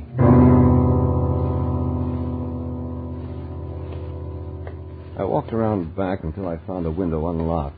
The screen was easy, and I climbed up. My stomach scraped across the windowsill, and I was inside. Dark, dank, stale-smelling air. Something foul and disagreeable. I wanted to turn and leave and get out of the stinking apartment. But I didn't. Instead, I moved slowly along the wall into the darkness and fumbled until I hit the light switch. The lights didn't change the smell, but it told a story. Chairs upside down. Picture frame smashed to the floor. 2 dishes broken in 1,000 pieces. And the sofa cushions on top of each other in a corner.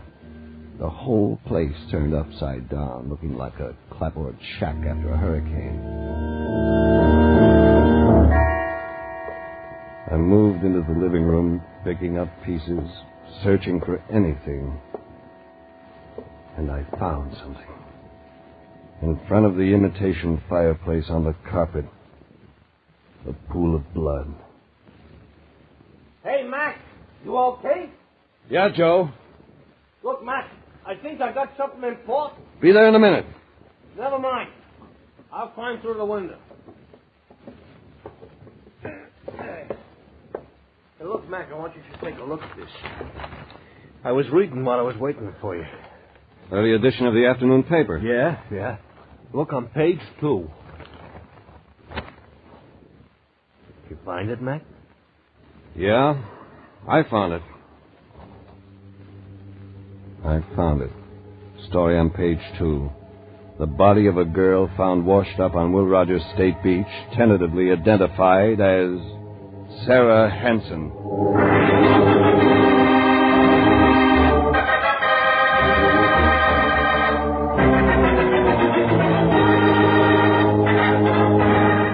This is CBS, and you are listening to tonight's adventure with Jeff Regan, Investigator, entitled It All Comes Back to Me Now.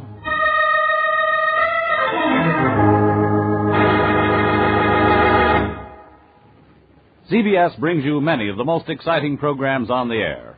For example, Sundays at 5:30. A Face in the Shadows, a blood-stained burnoose, a beautiful dancing girl may set Rocky Jordan on an exciting adventure in ancient Cairo. Follow Rocky Jordan as he moves through the dangerous streets of the capital of Egypt. Meet Rocky Jordan this Sunday at 5:30 on CBS. And now, back to tonight's story titled, It All Comes Back to Me Now, and Jeff Regan, Investigator.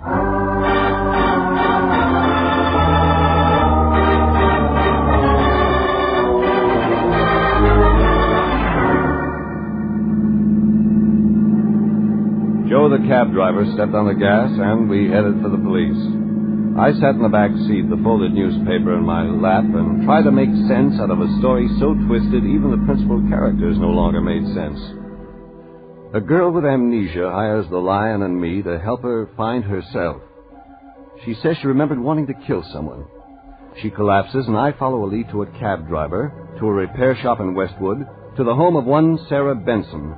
That was when I read the early afternoon paper which said a girl had been found washed up on Will Rogers State Beach. Her name, Sarah Hansen. It was getting late. Street lights turned on, traffic jamming and honking its way up Sunset. But that didn't stop Joe Rupnick from hitting 40 between the cars. We made the police station at 6:45. Okay, thanks, Joe. That does it. What do you think, I'm leaving? Me, a sucker for a mystery? I gotta know how this comes out. It took me 15 minutes to get to Lieutenant Candid. Hi, Regan. Candid, I got a couple of questions. Regan, I am tired to the very bottom of my large, flat feet. Let's make it tomorrow. It can't wait. All right, Regan. What's her name? Listen, Candid, all I want to know is where you got your identification for Sarah Hansen. Sarah Hansen, age 27, height 5'4", weight about 117, hair blonde, eyes brown. Blonde. That's what I said, wasn't it? You fished her up off Santa Monica? Will Rogers State Beach. We didn't find her. Some swimmers did. They called. You weren't looking for her? Looking. We didn't know Sarah Hansen from my friend Irma. What's eating you, Regan? Candid, just tell me something else. Who identified the girl for you? Only her mother and father and brother and sister, that's all. Okay, Candid. Sorry I bothered you. It's all right. We can't find the murder weapon. We haven't got a lead on the killer, and I got to talk to you yet. She was shot? 2 slugs in her chest. 32s. Maybe Smith & Wesson. Gun's missing. That part of it wasn't in the papers.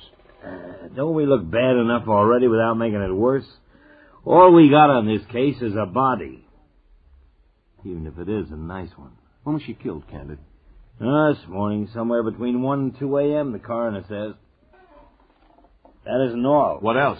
Well, from the tire marks they found up the beach, there was another idea. We think maybe she was shot somewhere else and then driven down to the beach. This Sarah Hansen, she worked? Yeah, a place out in Westwood. Called, Parker's Service. We'll check everyone out there. Takes time. What about an address, Candid? Where did she live? Well, the parents say she moved out of their place a couple of months ago. Seems they had a fight, she and the parents. She wouldn't tell them where she was moving. They tell you anything else? Sarah Hanson was afraid of something, they said. Had them worried. That's when the fight started. She used to get phone calls from a woman. A woman? Yeah, every time this woman called, Sarah would leave the phone crying. Only happened a couple of times. Did they ever see this woman? Nope. They were wondering if it might be another girl who worked with Sarah. You know, feud. Only you haven't checked the employees yet. Like I said, Regan, it takes time. The shop opens up first thing in the morning. My men will be there. Thanks, Candid. Thanks a lot. Hey, Regan, where do you fit in this? Client, Candid. You know how it is. Maybe I don't, Regan. If you know something... I don't know anything, Candid. You wouldn't lie to me, would you? Sarah Hanson was a good-looking dame. A real good-looking dame. I never met her. You sure, Regan? I'm sure. Okay, I'll take your word. She's a real nice-looking dame, like I said. Kind you hate to see turn up dead. You want to see her, Regan? All right, Candid. We'll see her.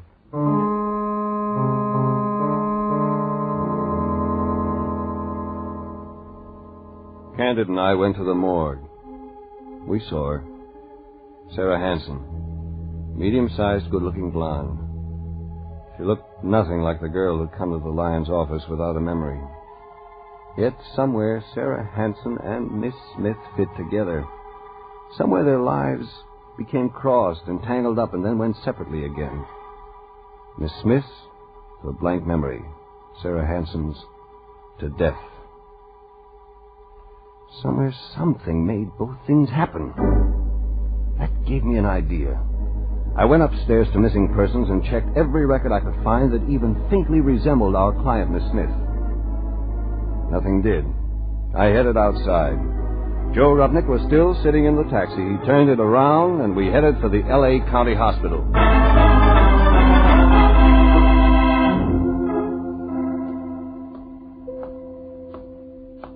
Jeffrey, there you are. Trouble, Fatso? Trouble? I've been sitting here all day, wasting time and money. How's she doing, Fatso? Is she? Oh, Miss Smith, fine. She's doing fine.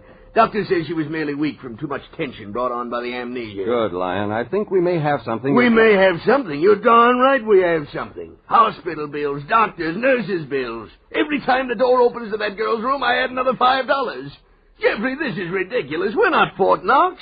How do you think the Lion Detective Agency can pay for Take this it bill? easy, Fatso. Remember, it was your idea to bring Miss Smith here. So what if it was my idea? That's right, Lion. You call the ambulance. Well, that's no reason why we have to pay. Mr. Lyon, I'll have to ask you not to raise your voice. Yes, Miss Wilson. Yes. Thank you, Mr. Lyon.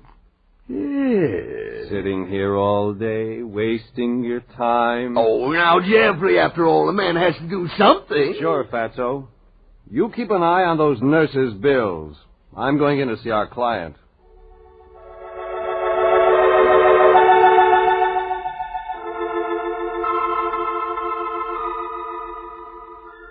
Miss Smith was lying there, pale face made paler by the whiteness of the sheets, the white hospital walls, the clinical smell of the room. You don't have to be sick to look sick in a hospital bed. Oh. Hello, Mr. Regan. You remember me? You helped me, Mr. Regan. I won't forget that. What does the doctor say?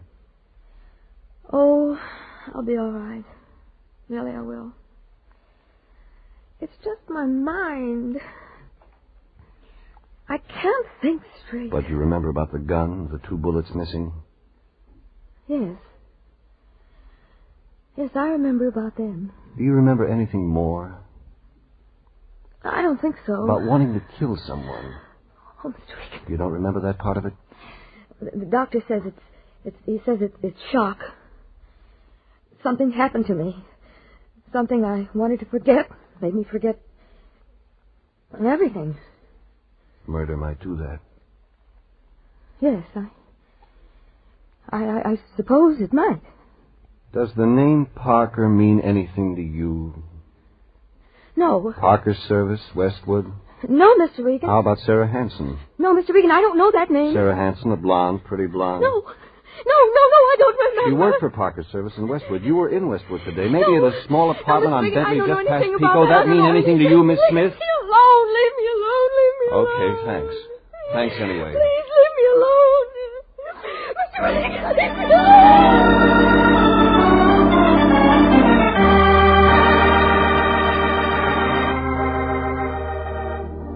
Somewhere the paths of Sarah Hanson and Miss Smith crossed.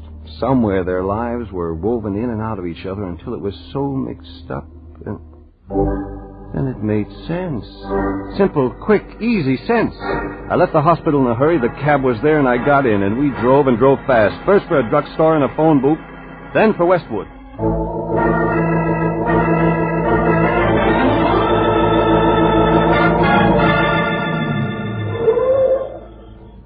Look, Mac, now that we're here, what are we doing here? Visiting Joe. Yeah, don't sound friendly somehow. You sit tight. I'm going in. Look, that house is dark. Nobody's home, Mac. Maybe, maybe not.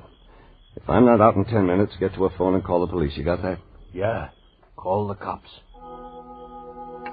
It was 50 feet back from the street. Not a mansion, not a little house. Grounds well kept, lawn neat and trimmed. I moved slowly up the walk toward the front door. The fog had settled on Westwood Village, and the soft dampness sifted under your clothes and made your skin turn cold. Up ahead, the dark house, waiting. I changed my mind, moved along the side of the house toward the fireplace. That might mean den, and the den might mean proof. Around back, a patio and French doors next to the red brick. Still no sounds from the dark house.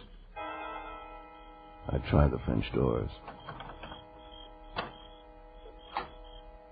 It was the den. Books, heavy leather chair, and desk. On the desk a photograph, too dark to see. I picked up the metal frame and lit a match. It fit. The final nail in a murderer's coffin. You like the photograph? Get your hands off your gun, Mr. Regan. That's better. Only one of us needs a gun just now. Just you, Parker. The photograph is almost a perfect likeness, isn't it? Beautiful woman. But not beautiful enough for you, was that it? Beautiful but possessive. She didn't understand me. And Sarah Hanson did. Jane killed her. So that's her name, Jane Parker. Too bad you've never met her, Mr. Regan. I've met her, Parker. In fact, I just left her less than 30 minutes ago. It's a lie. You've never met my... Your wife, Jane Parker. She asked for help. Regan, you're lying. You tell me a better story. Where is your wife? I don't know. But you'd like to, wouldn't you? You'd like to know so you could see her once more, so you could see her and shut her up. She told you. That you killed Sarah Hanson? She was lying. She killed Sarah. There was a fight. Jane killed her in a jealous rage. And you're going to try to tell me Jane carried Sarah Hanson to her car, then took her to the beach, and then threw her body in the... I left. I don't know what happened. It was Jane. Jane carried a woman her size down to the ocean. Who do you think you can make believe that? You're lying. I'll tell you what really happened. Jane found out you were running around with another woman, Sarah Hanson. She phoned Sarah, tried to reason with her. Your wife was dumb enough to want to keep you. When Sarah wouldn't listen to reason, your wife went to see her. You don't know what you're talking about. She found you at Sarah Hanson's apartment on Bentley. There was a fight. You lost your temper, Parker. Only a man your size could have wrecked the place the way it is now. No. You shot and killed Sarah, and the shock was too much for your wife. No. Her mind went blank, went completely blank, rather than remember the nightmare she'd seen. How do you know? How? Because I know where your wife, Jane Parker, is right now. She didn't tell you that. She wouldn't dare tell you. Your wife disappeared after the shooting early this morning, didn't she, Parker? You didn't know where she'd gone. That's what you really wanted to find out from me when I was at your shop this afternoon. You're making that up. You were afraid then, and you're afraid now. Yet you didn't report to the police that your wife was missing. I checked that. You didn't want them to find her either. She could tell the real story. Where is Jane, Mr. Regan? You're wasting time. Unless you tell me where my wife is, Mr. Regan, I'll put every bullet in this gun through your body. And that still wouldn't stop your wife from talking, would it, Parker? That still wouldn't give you the answer to where she is now. Tell me, Regan. Go ahead. Shoot, Parker. Shoot and read the morning papers tomorrow. The headlines will tell how every cop on the West Coast is waiting to shoot you on sight. Regan! So you won't need that gun. Let go! You pulled the trigger on yourself, Parker. Too bad your aim wasn't better.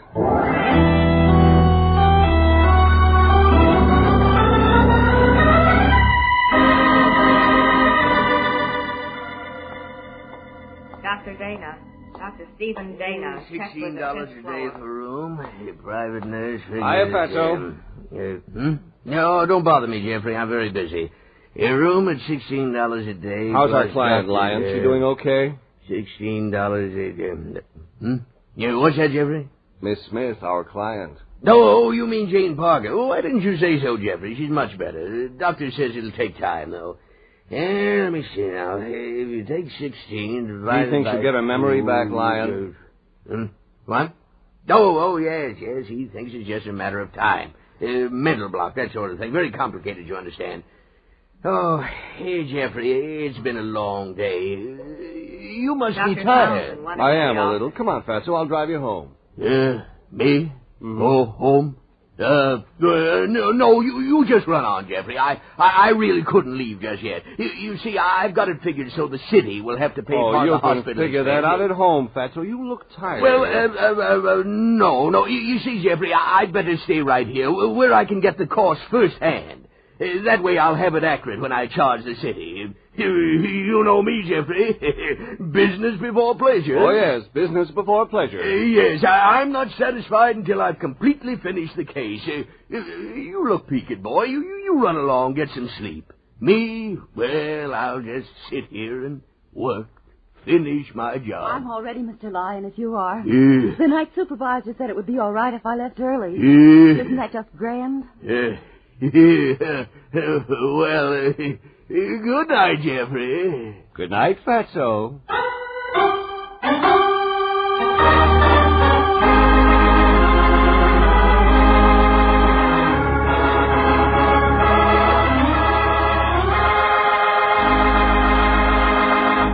Jeff Regan, Investigator, was written tonight by William Frug, produced and directed by Sterling Tracy, and stars Paul Dubov as Regan with Frank Nelson as Anthony J. Lyon. Original music is by Dick Arant. Jeff Regan, Investigator, is heard each week at the same time over CBS, the Columbia Broadcasting System.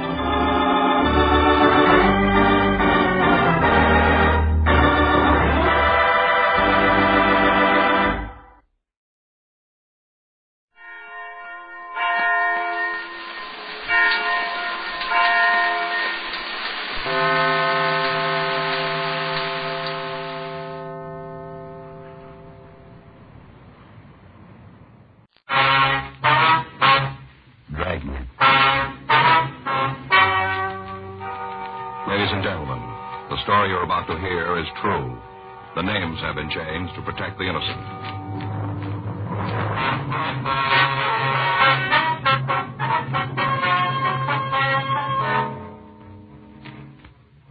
You're a detective sergeant. You're assigned to juvenile detail. You get a call from Georgia Street Receiving Hospital. A 2-year-old child has been brought in. Her condition is critical. There's evidence of foul play. Your job? Check it out. It was Sunday, August 14th. It was warm in Los Angeles. We were working the night watch out of juvenile detail. My partner's Frank Smith. The boss is Captain Powers. My name's Friday. I was on my way back from detention cells, and it was 7:28 p.m. when I got to the second floor of Georgia Street Juvenile. Squad room. Hi, how'd it go? Nothing. Those kids won't cop to a thing. What about the weapons? They only admit they had them, and that's all. Nothing about what they were going to do with them? No. I don't know, Joe. Today, kids got a lot more than we ever had. TV, cars, a lot of things. Yeah. Still seems like they aren't happy unless they're figuring how to beat somebody's brains out. Well, it doesn't go for all of them. Well, enough to give us a headache. Yeah. And take those kids upstairs. If they spent the same time doing something constructive that they do making the zip guns and saps, they'd have something worthwhile, something worth remembering. Well, maybe it'll work out the same way. What do you mean? They won't forget this. Juvenile Friday. Yeah, Doc. When'd she come in? Anybody with her? Give me that again, will you? Yeah, I got it. Okay. We'll check it. That's right. We'll get back to you later. Thanks, Doc. Bye. It was Dr. Sebastian. Yeah? Just brought a little girl into emergency. Had convulsions. How's she doing? Dead on arrival. Frank and I notified Homicide Division, then we left the office and drove out to the address I'd gotten on the phone. 1784 Malabar Street was a small wooden house set on the back of the lot. A dead oak tree in the front yard was overgrown with ivy. Several broken and rusted children's toys were half hidden in the weeds near the front porch. We rang the front doorbell. Somebody ought to be home. The lights are on. Let's try it again.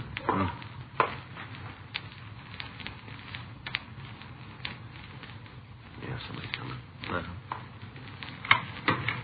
Yes, Miss Manson? that's right. What do you want? Police officers would like to talk to you. We have to go through it all again. Don't you think I feel bad enough about it? We're sorry to bother you, ma'am, but there's some questions we have to ask you. All right, come on in. You might as well sit down. Thank you. Thank you. This is Frank Smith, and my name's Friday. How do you do, Miss Manson? Hello. You're the child dad, is that right? Yeah, her mother's my sister. And where's her mother? I don't know. I've been trying to get in touch with her. Left messages all over town, but I guess she ain't got any of them. The child stay with you, does she? Yeah. Been here since she was 6 months old. Feel like she was my own. Mm-hmm. I've got 3 kids myself, all boys. Always wanted a girl. When Joan said I could have Melissa, it made me feel real good. Like a daughter of my own, real good. Mm-hmm. Knew it didn't make any difference to Joan. None at all. Wasn't anything that mattered much to her. I always thought Melissa was something that shouldn't have happened. In the way, that's what she said. Yes, ma'am. In the way. Mm-hmm. What happened this evening? What do you mean? Well, you're the one who called the hospital, aren't you? Yeah. As soon as I knew there was something wrong, called them. Mm-hmm. Well, what happened? Well, this is Sunday. Yes. Every Sunday morning, Joan comes by and picks up Melissa, takes her for the day. Mm-hmm. Just like always, she was here this morning. Yes, ma'am. It's going to be a big day. She told the baby they were going up to Griffith Park to the zoo, see the animals. Mm-hmm. Oh, we all sat around and ate. My kids, and baby and Joan, and the kids went to get dressed. Yeah. After she was dressed, they left. Joan and Melissa going to the zoo on the ride. Real big day, real big. Mm-hmm. About 6 they came back. That's this evening? Yeah, 6 o'clock. The baby didn't look real good, kind of hot and flushed. Yeah. I asked Joan if she'd given her a lot of junk. She said no, nothing that had hurt her. That's what she said. Mm-hmm. Just came in the house and then she left. Said she had an appointment, that she couldn't be late. Just dumped the baby inside the house and walked out. I see. I gave her a bath. Thought it might make her feel better. She was running a little fever. Warm bath's supposed to bring down the temperature. Okay. Didn't do any good at all. I asked her if she was hungry, and she said she was, so I gave her some dinner. Had no more than taken one bite, and she had the first sip. Mm-hmm. Sitting right there at the table, and she had it. I didn't know what to do. Never had nothing happen like that before. I didn't know what to give her. Did you call a doctor? Yeah.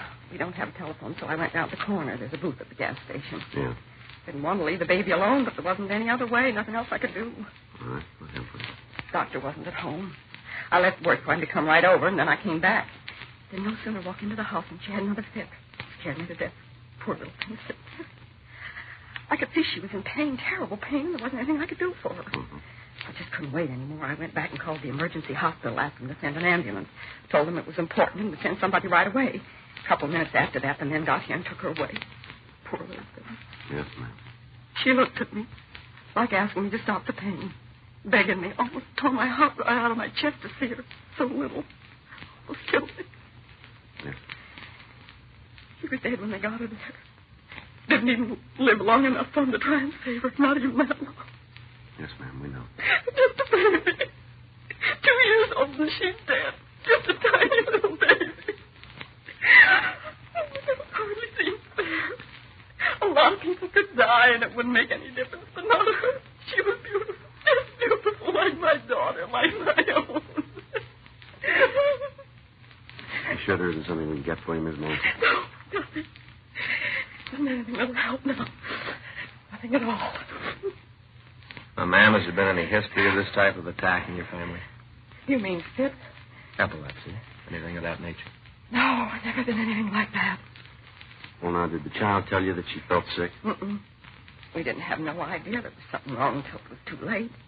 Did she complain of stomach cramps, do you remember? No, she didn't. What'd you have for dinner? Ground meat, potatoes, green beans. Couldn't have been that made her sick. We all ate the same thing. The kids and me, none of us had any trouble. Is your sister separated from her husband? Yeah, they hadn't been together for over a year. Been that long anyway, I suppose. He's supposed to contribute support, but he doesn't, not a dime. I see. Did she provide support for the little girl? She was the baby's mother, but that's as far as it went. Came to town from Melissa and it landed in my lap. Remember when she had roseola? Joe didn't even come over and see her. Just didn't care. Mailed a little doll for the baby. Guess that was supposed to make up for her mother not being there. Can you tell us where we can contact your sister? Sure. Place over on Hewitt Street. Got an apartment there. You have the address? Yeah. Won't do much good to go over there, though. Why's that? She probably ain't home. Chances are she's out someplace running around having a good time. I see. Don't even know that baby's dead. Hasn't got the slightest idea. Oh, we'll go and see her. Hope you won't mind waiting for her to show up. You're going to have to. Probably wait a long time. Yes, ma'am. She don't care about the baby. Never did. Told me a couple of times. Just a rock around her neck. Talked about how hard it was for her to get a husband with a kid. All the time, how the baby was making it hard for her. Mm-hmm. All she ever thought about herself. Didn't want anything to interfere with that, just herself. She won't care about the baby. She won't care at all. Probably won't even talk to you. I think she will. Why should she? No reason for her to even see you. Yes, there is. What? We're trying to find out why the child died. Oh, she just got sick, that's all. There isn't anything more to it. Melissa just got sick. You seem pretty sure about it. Of course I am. Couldn't be anything else. You think there was anything else? You think there was something wrong? We don't know yet. Well, then talk to Jo and ask her. Anything wrong with Melissa that happened today, she ought to be able to tell you. Talk to her. Yes, ma'am, that's what we'll do. Hope it does you some good. Wouldn't surprise me a bit if she knows what had happened. What's that? She's probably got an idea. I wouldn't want her to know I told you this. What do you mean? If there's something wrong with the way Melissa died, if there is... Yes, ma'am. It wouldn't surprise me if Joan killed her.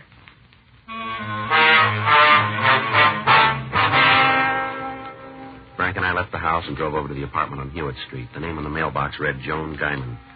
We rang the bell, but there was no answer. We talked to the landlady, Mrs. Enid Findon. She told us that the Guyman woman had left the place about 7:15 in the company of a man, and she hadn't returned. We asked her what she could tell us about Miss Guyman. It's kind of hard to say right off. She's funny, you know how I mean? No, ma'am. Well, there's a lot of people who don't like her, lots of them. They think she's kind of wild, the way she runs around, partying it up. You'll hear a lot of talk about her. Got to kind of make up your own mind about it. Mm-hmm. You got any idea where we can find her? No, could be in half a dozen places. If she starts on a run, she's liable not to slow down for a couple of days. You know the man she's with? Sorry, I can't help you there. I've seen him before, but not many times. I don't think Joan goes out with him much. Mm-hmm. Something wrong? No. Something happened to Joan? No, ma'am. Must be some reason you're nosing around. Anything you want to tell me? It might be a little better if we talk to Miss Guyman. That's the way you want it. I ain't going to pry into something don't concern me. Yes, ma'am. Have you ever met Mrs. Guyman's little girl? You mean Melissa? Yes, ma'am. Sure. Two of them been here several times. Sundays, you know, Joan has a little girl. How they seem to get along. What? Miss Guyman and her daughter. How they get along. Well, you said it yourself. Melissa's her daughter. Yeah. What have you heard? Huh? Somebody's been talking about how Joan treats the kid. Well, maybe you better tell her. I don't want to get her in no trouble. You understand that? Yeah.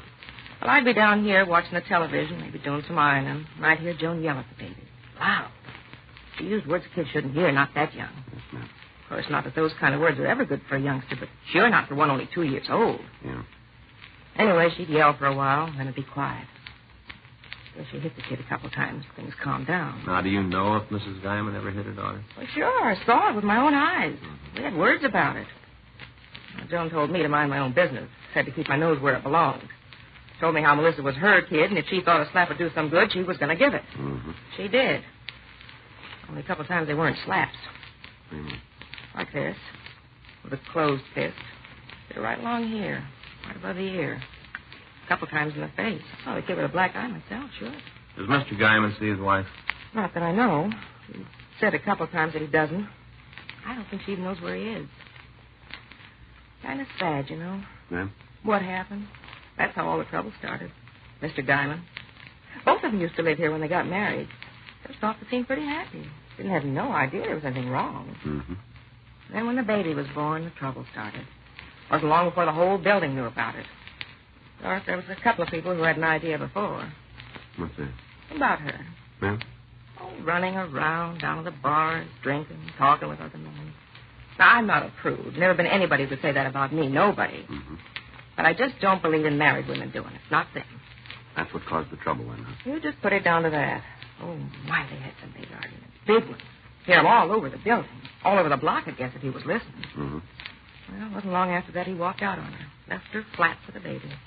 I see. Packed right up and moved out. Even took his photograph records, everything. Don't think she's seen him since. Well, are they divorced, do you know? I don't know about that. A couple times she's talked about getting one. I don't think she's ever gone through with it. I see. No, she's planning on it. Okay. She wants to get married again. Told me that 100 times, how she wants to find a man and settle down. Just about all she talks about. Guess the big problem is Melissa. Mm-hmm. Well, I know she's had the chance. I know that for sure. Mm-hmm. A couple of the men have even talked to me about it. About how they want to marry Joan. Build a home for her. All comes back to the same thing. What's that? The kid. None of the men want a ready-made family. They're all willing to have one of their own, but It ain't easy for a woman with a 2-year-old child. Not easy at all. Mm-hmm. I know she thought a couple times about leaving the kid with her sister. Some kind of problem there, too. Because they were always fighting about it. Do you know what the arguments were about? Sure. Joan's sister didn't think she was doing enough to support the kid, you know. Figured she ought to have more money. Any of these quarrels ever get violent? Yeah, I heard them upstairs, yelling and screaming at each other. Almost as bad as Joan and her husband. Sister saying that either she had to hand over more money or else take Melissa out of the house. Joan saying that she didn't care what happened to the kid, yelling all over the place. Terrible the way they carried on. Mm-hmm. To be honest about it, I don't think either one of them really wanted the little girl. Neither one of them. Is that right? Both been just as happy if she'd never been born. Poor little kid. Wonder they didn't try to put her in another home, you know. Find some people who wanted her. Would have given her a chance to grow up being loved. That's right. At least they could have done, given the little kid a chance. Oh, I don't know. Maybe someday Joan will wake up, realize what she's doing. Mm-hmm. Maybe she will. Let's hope it's not too late. In the company of the manager, Frank and I checked Joan Guyman's room. There was no indication that she wasn't going to return. We asked Miss Findon to notify us as soon as she heard from the Guyman woman. We returned to the office and checked with the crime lab. They'd finished going over the child's clothing, and they hadn't found anything out of order. We put in a call to the coroner's office, and we talked to Chief Deputy Coroner Vic Wallage. He told us that the autopsy would be held at 10 a.m. the following morning, and that we should have the results by 11.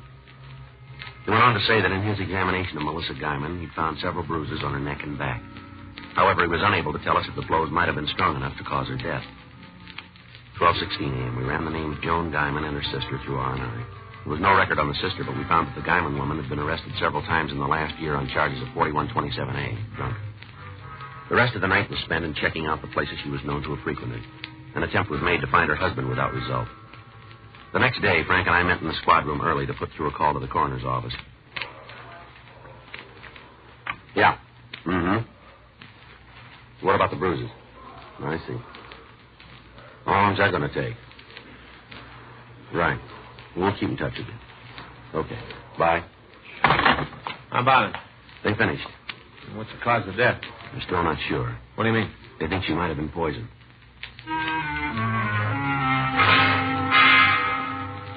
The autopsy had failed to show the cause of death of Melissa Guyman. Further tests were to be conducted. In the meantime, the search for her mother continued. A check with the landlady showed the victim's mother hadn't returned to her home during the night. We contacted her sister, but she told us she hadn't heard from Joan Guyman. The afternoon papers carried a story on the little girl's death. Frank and I checked with Sergeant J. Allen again, but he hadn't come up with anything new. 3:20 p.m. You want to go out and see the sister? I don't think it's going to do much good. She said she'd call if she heard anything. Yeah. I got it. You have an old spare? Yeah, that's right. Yeah, we have. Well, where are you? All right, stay right there. That's right. Huh? As soon as we can. Joan Guyman. Where is she? Bar down on East 5th. She know about the little girl? Yeah, wants to see us right away. Well, that makes us even. She's got more of a reason. Says she killed her daughter.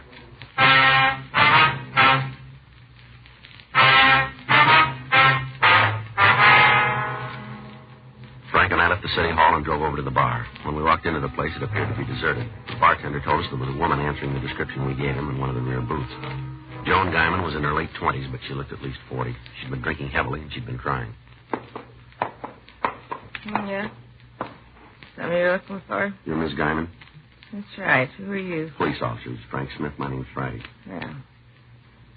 I knew you'd be here. No good. Why don't you sit right down and make yourself comfortable? Which one of you fellas I talked to? You talked to me. Yeah. Well, then you know why I asked you to come down here? Yes, ma'am. You want to tell us about it? No. How's that? You asked me if I wanted to talk about it. Well, I don't. I don't even want to think about it. I wish it never happened. Is that right? You probably think it's funny I'm not crying, don't you? Don't you? You think there's something wrong with me? My baby's dead and I'm not crying? Well, do you want to know why?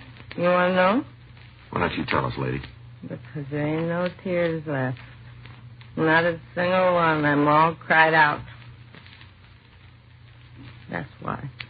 You better put that down. You've had enough of that. I think I would have a lot more. A lot more. You said you killed your little girl, is that right? That's right. Well, tell us about it, will you? No reason not to. No reason for anything anymore. All right, go ahead. I killed her. I killed her. It's like I'd put a gun up to her head. I killed her. Is this the same? Go ahead. Oh, poor old kid. She didn't want much.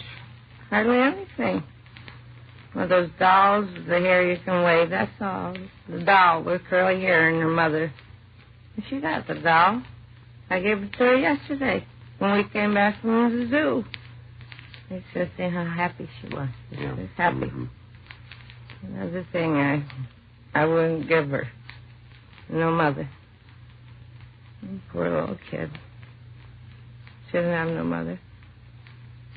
Just me, that's all. It's me. Yeah. That's how I did it. What's that?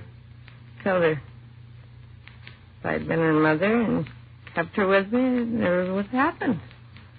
She'd be all right now. Neglect. That's what did it. Neglect. And I gave it to her. Never paid no attention to her. All the time, too busy with what I was doing. I didn't pay any attention to her. I didn't pay any attention at all. All right, come on, lady. Where are we going? Downtown. What for? I think we'll be able to talk better there. Oh, I don't want to go anyplace. I'm going to stay right here. My baby is dead. Poor little kid didn't have no mother. Why don't you just go away and leave me alone? You know we can't do that. Why not? There's a lot of something that says you gotta harm people. Is that what you're doing? Frank. Yeah. Now, wait a minute. You leave me alone. You got no right to do this to me. Bartender! Come on back here and help. These lousy cops are giving me trouble. Help me. Come on, lady. You're only making it harder on yourself. Leave me alone. Get away from me. Come on. Don't cause any more trouble. If you were a gentleman, you wouldn't do this to me. If you were a lady, we wouldn't have to.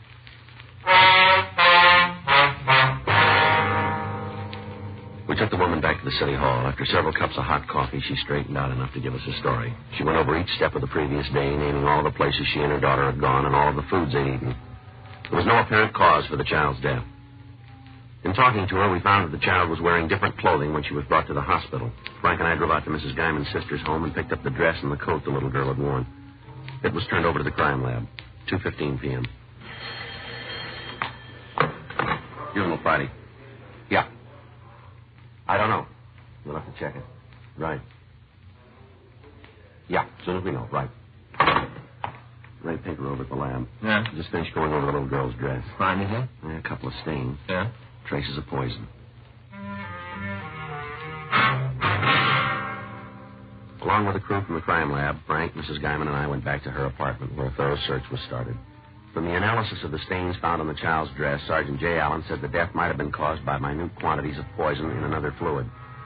While he and his crew went over the apartment, Frank and I talked to Mrs. Guyman. Couldn't be anything here. Was the child alone at all yesterday? No, I don't think so. We went to the zoo and came back here. Gave her the doll, and we played with that for a while. Mm-hmm. Did you leave the apartment at all? Yeah. Went down to the corner to make a phone call. Only gone a couple of minutes. Your daughter was here alone, then? Yes, but she couldn't have gotten into anything. I was only gone a little while. Still playing with the doll when I got back. Miss Guyman, our crime lab seems to think she might have been poisoned by some sort of polish. Well, what do you mean? Looks like a metal polish of some kind. I don't have any of that in the house. You sure? Certainly. I don't know. My place. They have to tear everything up like this. It'll all be straightened out. I hope so. Seems like there's never going to be an end to it. Joe? Yeah, Jay. See you, man? Mm-hmm. What do you got? I think this is it. I found out in the kitchen under the sink. Metal polish. Yeah. Isn't one of the standard brands. Certainly isn't one of the off brands either, is it? I've never seen it before. Wow. The bottle's almost empty. Cap was off when we found it. Any chance it might have spilled out? No, it doesn't look like it. Not on the floor around the bottle. You want to come out in the kitchen? We'll check it for prints. They got the kid out there. Right. Can you tell for sure, Jay? No, we can get an idea, though. There, Joe. It's coming through. You see that? Yeah. What do you think? Have to roll the child's prints to be sure. Looks like it, though. The fingers are pretty small. There you can see yourself. Pretty tiny. I guess that does. Mm-hmm. Oh, thanks, Jane. What'd they find? You know how it happened? We think so, yeah. How? We found an empty bottle of metal polish in the kitchen. Looks like your daughter drank some of it. She couldn't have. I was with her all the time. She couldn't have gotten to it. You said you left her alone. But not that long. She didn't have time. I was only gone a couple of minutes. That's all. Just a couple of minutes. That was long enough. It's not true. Just making it up, trying to make it all my fault. No, ma'am. Yes, you are. You're trying to make out I did kill her. You're saying it's my fault. Well, it isn't. Well, then you tell us. Huh? Whose fault is it?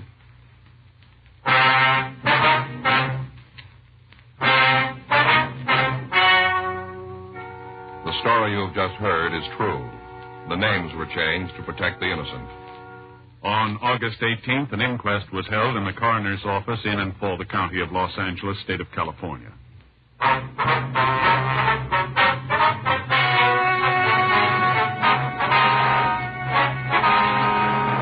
After examining all the evidence, a coroner's jury decided that the death of Melissa June Guyman was due to accidental poisoning. You have just heard Dragnet, the authentic story of your police force in action, and starring Jack Webb, a presentation of the United States Armed Forces Radio Service.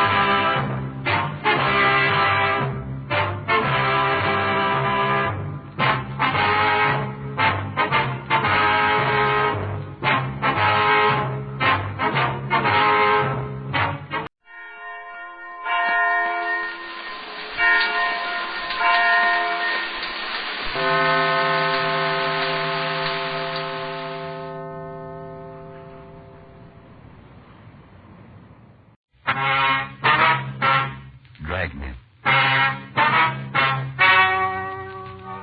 Ladies and gentlemen, the story you're about to hear is true. The names have been changed to protect the innocent.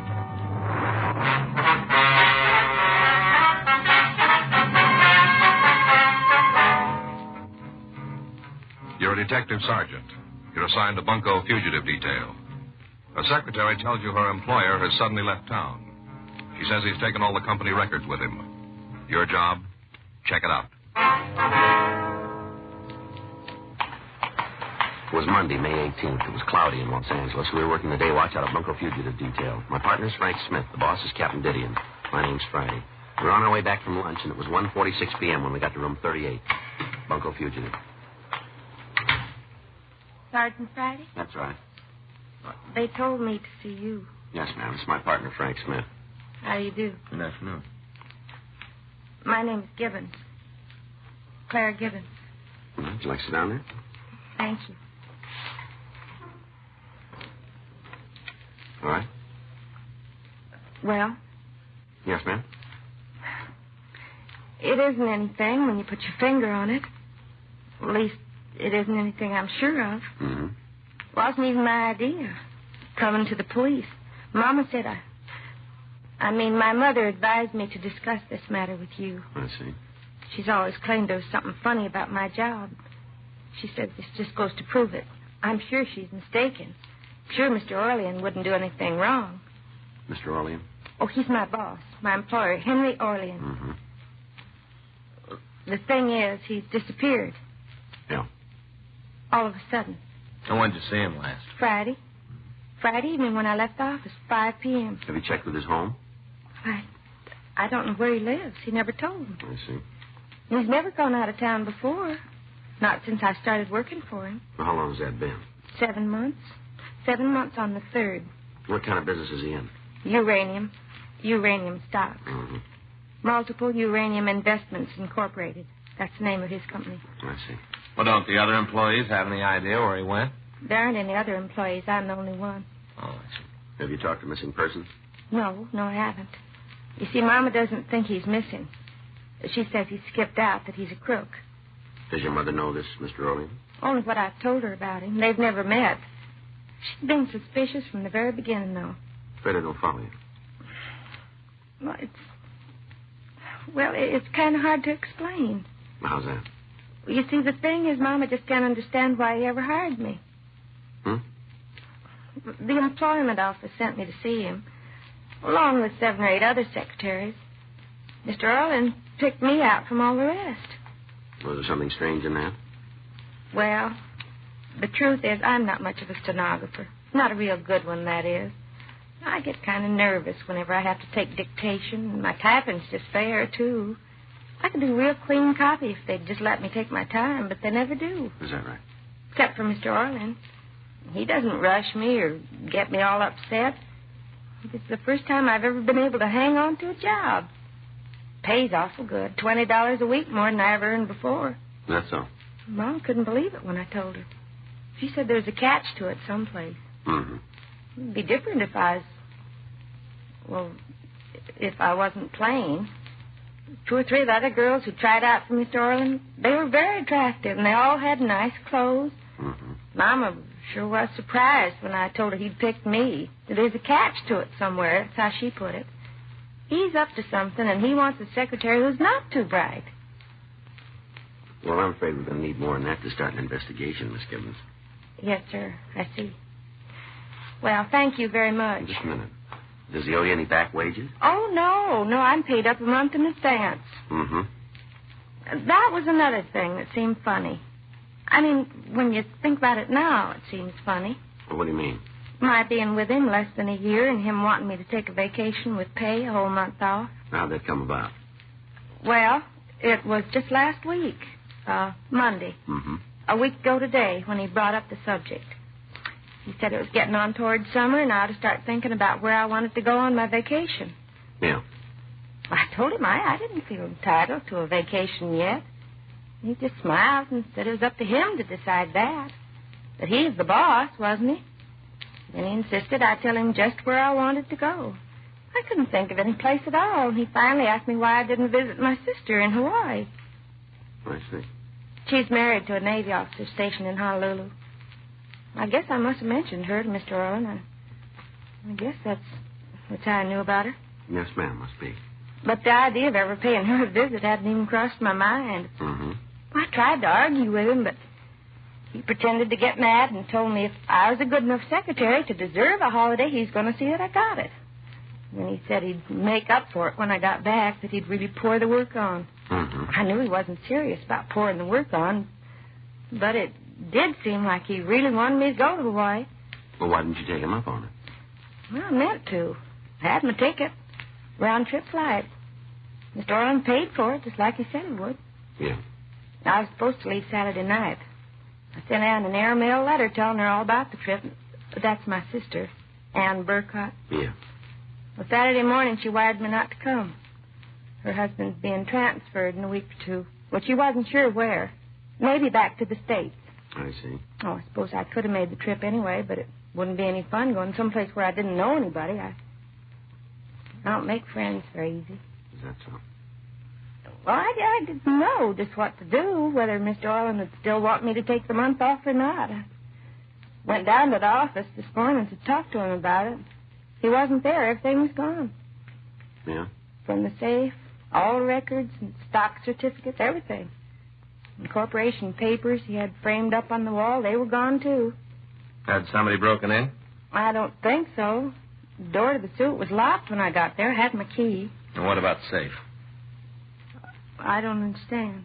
Well, was the safe open or closed? Closed.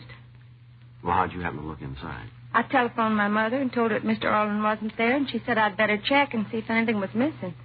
Said it sounded to her like he'd skipped out. Mm-hmm. After I looked in the safe, she told me to get in touch with the police. Well, now, just exactly what sort of business was this uranium company? Mr. Orland invested in various uranium stocks. For other people? Yes, that's right. Which bank did he use? Western National. The account's in the main branch. I'll give him a call, Jim. Yeah, okay. Well, there just wouldn't be any reason for him to run away, would there? Well, it's pretty hard to tell yet. I mean, he was doing a real good business. Well, that might be a reason.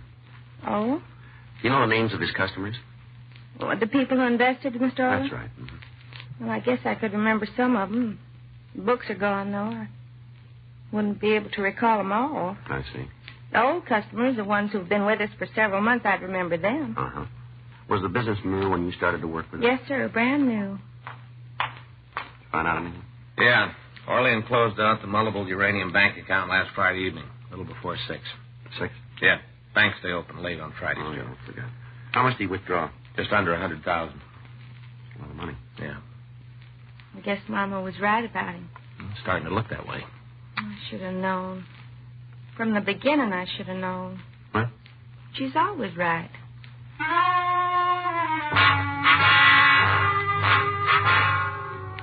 While Frank put in a call to Sacramento to check on the corporate status of multiple uranium investments, I asked Clara Gibbons to give me a detailed description of the suspect. 2:28 p.m., Sacramento reported that no such corporation had ever been authorized. We ran the name Henry Orlean through R&I. They had nothing on him. We turned the description and MO over to the stats office. They came up with 7 possible stock fraud artists. We pulled their mug shots and showed them to Miss Gibbons. She was unable to identify any of the pictures. 3:07 p.m., Miss Gibbons accompanied us to the Wendler building on Wilshire Boulevard in the Miracle Mile. We went up to Suite 4D. Just a second till I find my key. Yes, ma'am. Here it is. This is the outer office where I work. Mm-hmm.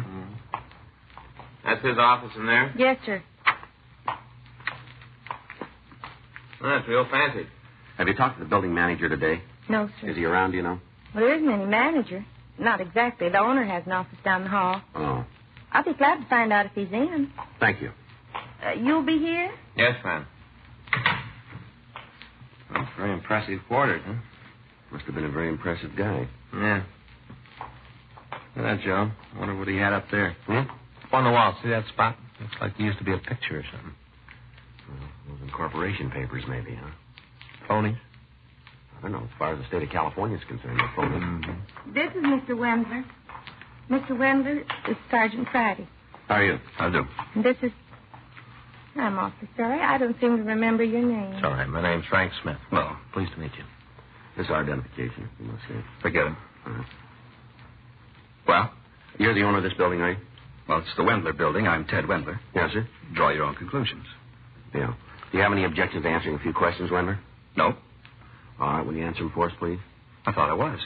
Yes, sir. I asked you one before. Do you own this building? Outright. That isn't important. Well, it's important to me. It's important to the mortgage company. Is it in your name? Yes, it's in my name. All right, fine. And what about the man who rented this suite? Orlean? Yes, sir. Well, what about him? Do you know he left town? Well, she just told me. Did you know about it before? No. What can you tell us about him? He's a broker or something. Uranium stocks, I guess. So we got that much. That's all you know about him, huh? Yeah. How long has he rented from you? Let's see, a little over 7 months. Be 8 on the 3rd. Did he mention anything about where he had offices before? No, he said he was from back east. Any particular place? No. Why, what's he done? We'd like to talk to him, that's all. Well, maybe he'll come back. Uh-huh. Well, if he doesn't, it's all the same to me. What? I made him pay his rent in advance whole first year. Is that your usual practice? No, only with fellas in the stock market. You see, I remember 1929. Yeah. You never know what's going to happen, not with fellas in the market. Mm-hmm. You see, I remember 29. Yeah. If Orlean stays away, I'm way ahead of him. Rent's paid up. Mm-hmm. I'm nearly 5 months ahead of him. Yes, sir. I wish we were.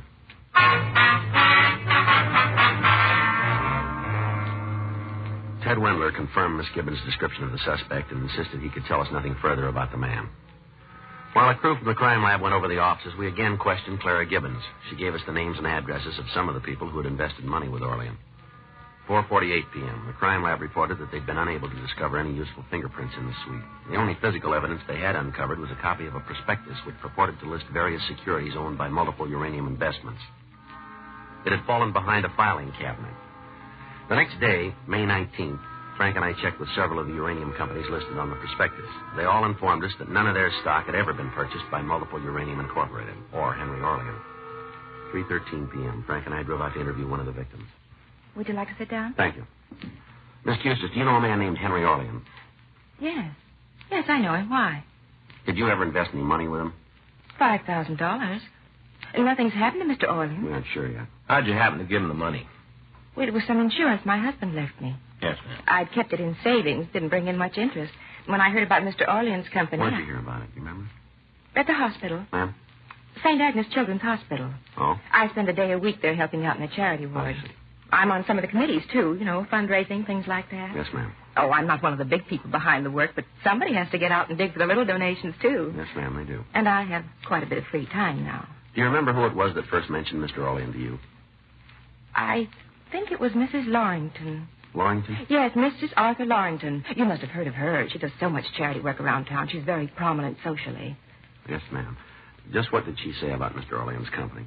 Well, she wasn't talking to me exactly. One afternoon, when she was showing some people the plans for the new clinic, I guess she was asking them for some contributions. That's how it sounded.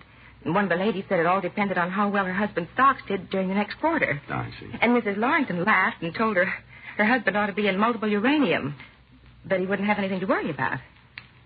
Go on. Well, that was all I heard. They went on to the next room. Afterwards, I got to thinking, if this uranium stock was good enough for Mrs. Lorrington, maybe I ought to check into it. You know, you're always hearing about people making fortunes in uranium. Yes, ma'am. Well, I looked up the company in the phone book and talked to Mr. Orlean.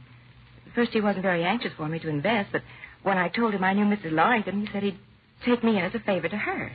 When was all this? Oh, about 4 months ago. Have you seen Mr. Orlean since? No.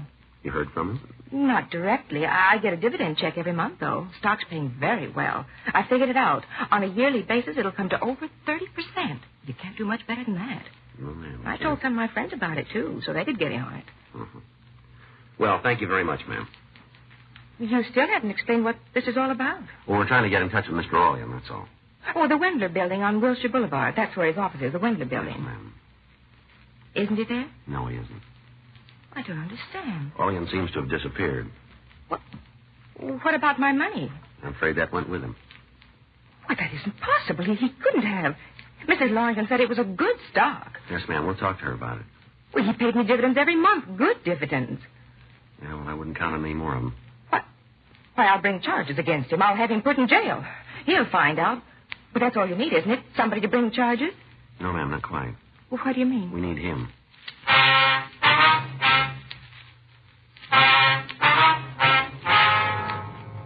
Frank and I left Mrs. Custis and drove out to interview another victim, Mrs. J.T. Pressing on Highland Avenue.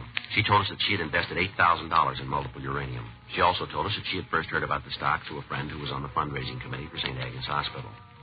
We interviewed 3 more victims. All of them were in some way associated with the hospital or were acquainted with Mrs. Arthur Lorrington. 8:45 p.m., we drove up to the Lorrington estate in Bel Air. A maid showed us into the library and said that Mrs. Lorrington would see us in a few minutes. Hey, Joe. Yeah. That's her. Hmm? Up there on the wall, that painting. That's Mrs. Lorrington. Yeah. Saw it in the Sunday paper once. Society page. Real honest to gosh artist did it. You don't say. Probably flatters her a lot. Maybe. Well, it's bound to. What makes you think so? Well, it stands to reason, Joe. If all a person wants is a good likeness, a photographer ought to do the trick. Yeah. Artists know that, too. They do. Figures they want something else. Want to look better, so he flatters them. Oh, I see. That's the way it works. Are you gentlemen waiting for me? Mrs. Lorrington? That's right. We're police officers. This is Frank Smith. My name's Friday. Well, I'm sure it's my husband you want to talk to. Unfortunately, he's in San Francisco on a business No, trip. ma'am. We'd like to talk to you if you don't mind. You know a man named Henry Orlean? Orlean? That's it, yeah. The name sounds familiar, but I meet so many people, it's hard to be certain. Have you ever heard of a stock called Multiple Uranium Incorporated? Oh, yes, of course. Well, I didn't associate the two for a moment. That's Mr. Orlean's company, isn't it? Yes, ma'am. Do you have any money invested in that stock? No, not me personally, but I can vouch for the company if that's what you want to know. You see, I'm on the fundraising committee for St. Agnes Hospital. Matter of fact, I'm the chairman. Yes, ma'am, we know. And we do own some of Mr. Orlean's stock. The hospital, that is. But tell us, how'd you happen to buy it? Oh, we didn't. It was a donation. Would you mind telling us from who?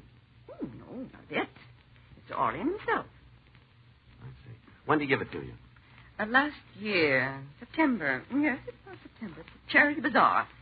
I don't recall the exact date, but I can find out for you. Well, September's close enough. Just what was this bazaar? A party here at my home. We opened the grounds to the general public. A garden party and auction combined. An auction? Mm-hmm. Some of the most picture people donated the items we sold, and all the money went to the hospital. Mm-hmm. We raised over $25,000, not counting what Mr. Orlean gave us. Mm-hmm. That's the stock donation. That's right. He congratulated me on the bazaar. He seemed to be very interested in charity work. I said we would certainly use his help, and he offered to do whatever he could. Go ahead, please. He said that unfortunately he couldn't give us cash at the moment. He mumbled something about a tax problem. I'm not really too clear about those things. Everyone seems to be having tax problems nowadays. Mm-hmm. So instead of an outright gift, he offered us a block of stock in his company. I see. Now, just how much stock was involved? 500 shares, I think. Yes, something like that. At any rate, he said the market value of what he was giving us would be in the neighborhood of $10,000. Did he tell you anything else about it? He didn't go into the details of his corporation, and I certainly didn't question him. You don't look a gift horse in the mouth. Yes, ma'am. All I recall, he said his company owned shares in other uranium companies so that the money was well diversified. Now, was that all? Yes, I believe so. Except that he made one request. What was it? He asked me not to sell the stock for at least a year. Did he give you a reason? Oh, yes. He said that within a year's time it would double in market value. And in the meantime, the hospital would be receiving excellent dividends. I see. As a matter of fact, the dividends have been remarkable. Mm-hmm. Something like $500 a month, I believe our treasurer told me. Mr. Orlean must be a very shrewd investor. Did you ever discuss this uranium stock with any of your friends, Mrs. Lawrence? Why, yes, once or twice. One of our committee meetings, when we were going over the books, we were surprised at the return it was paying us. We all talked about it then. I suppose I may have mentioned it since. Mm-hmm. Just in conversation. Yes, ma'am. Is Mr. Orlean upset that I told other people about his company? I didn't know he wanted it kept secret. No, he wanted you to tell him. Well, then. Several people that you discussed multiple uranium with invested in the company as a result. It's a perfectly sound investment. No, ma'am. What? Orlean has disappeared, and so has their money. I'm sure you're mistaken. The stock he sold him was phony. So was the stock he gave your hospital fund. It couldn't be. Look at the dividends it paid. It was just good advertising. You mean he used the hospital? He used me? I'm afraid so. I just don't know what to say. I've never been involved in a situation like this before. Yes, ma'am. It's terribly distressing. I know it's not my fault, but I can't help thinking I should have been more careful, more discreet. Well, I'm sorry. I'm afraid you'll have to excuse me. I don't feel like talking anymore. I'm very upset. We understand. Anita will show you out. We'll find a way. Let's go. Oh. I was just looking at that painting up there again. No, I was right, Joe. Flatters her.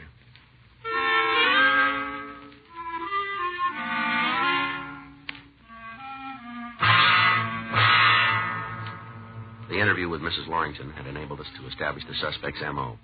Additional bulletins were sent out alerting all police departments, charity organizations, and fundraising committees. During the rest of the week, we interviewed other victims of the stock swindle.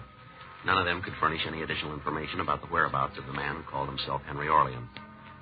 3 weeks later, on June 9th, we received a report from the Chicago Police Department. They informed us that a man answering Orlean's description had worked an oil stock swindle in that city during the previous year. He had then used the name of Roger Norgett. They also told us that this Norgett was suspected of an earlier stock swindle in Kansas City. Neither the Chicago nor Kansas City police had a positive identification of the suspect, but in both cities, the M.O. had been the same. The suspect had donated a block of phony stock to a charitable organization, had paid very high dividends on the donated shares, and then had been able to acquire investments from private persons. Wednesday, June 11th, 3:17 p.m. Frank and I were in the office. Sergeant Friday? Yes, ma'am. You remember me? Clara Gibbons. I used to work for Yes, Mr. ma'am. Orlean. How are you? What can we do for you? Mama just found him. Mama just found him. Mr. Orlean. Where? Over on Hill Street. She was just walking along and she saw him. Is she sure it's him? Positive. Please hurry. Just a minute, Miss Gibbons. Yeah, what is it? Didn't you tell us your mother had never seen this man? Well, she's seen him now. He was walking down Hill Well, how does Street. she know it's him if she never saw him before? I told her what he looked like dozens of times, all about him. I see. For heaven's sake, you don't have to see a person to know what he looks like. Mama would recognize Mr. Orlean anywhere. She's said so half a dozen times. She can describe him better than I can. Oh. My mother's very intelligent, Sergeant. She's not like me. Now, please don't stand here and argue about it, or he'll get away. Well, just where is he? The Norridge Hotel, corner of Hill and Haldane. I thought your mother saw him on the street. Well, she followed him into the hotel. She didn't want to lose him. He went upstairs, and she telephoned me from the lobby. She said she'd wait there to make sure he didn't leave. Oh, I see. She told me to bring you as soon as I could. It's nearly half an hour since she called me. We haven't got much All right, time. Miss Gibbons. All right, we'll check on it right away. You're going to arrest him, aren't you? If it's the right man. Of course it's the right man. Mm-hmm. Excuse me a minute. Do you have to answer it now? Uncle Fugitive Friday. Yeah, that's right. I see. Fine. Okay. We'll forward our warrant to you. Will you send us a notification by telegram? Thank you. We sure are. Many thanks. Salt Lake City Police Department. Yeah? Picked up Orlean this morning. Tabbed him from our circular. They sure it's him? Gave him a full confession. Admitted the KC and Chicago deals, too. But it couldn't be Mr. Orlin. He's at the Norbridge Hotel. Well, Miss Gibbons, I'm afraid your mother was mistaken. I've never known Mama to make a mistake. Well, we all make them. Well, she's waiting for us at the hotel. What'll I tell her? Well, let's see. I guess there's only one thing. What's that? Tell her not to wait.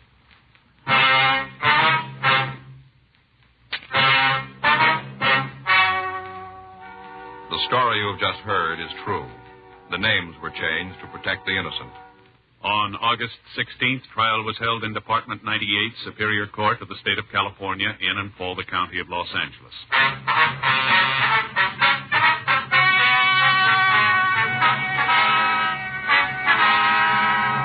Francis Caxton Wheatley, alias Henry Orlean, alias Roger Norgett, was tried and convicted of grand theft, 7 counts, and received sentence as prescribed by law.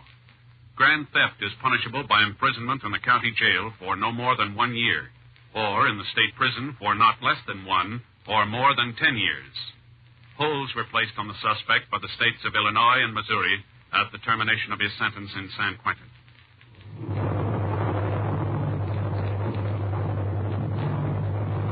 You have just heard Dragnet, the authentic story of your police force in action, and starring Jack Webb, a presentation of the United States Armed Forces Radio Service.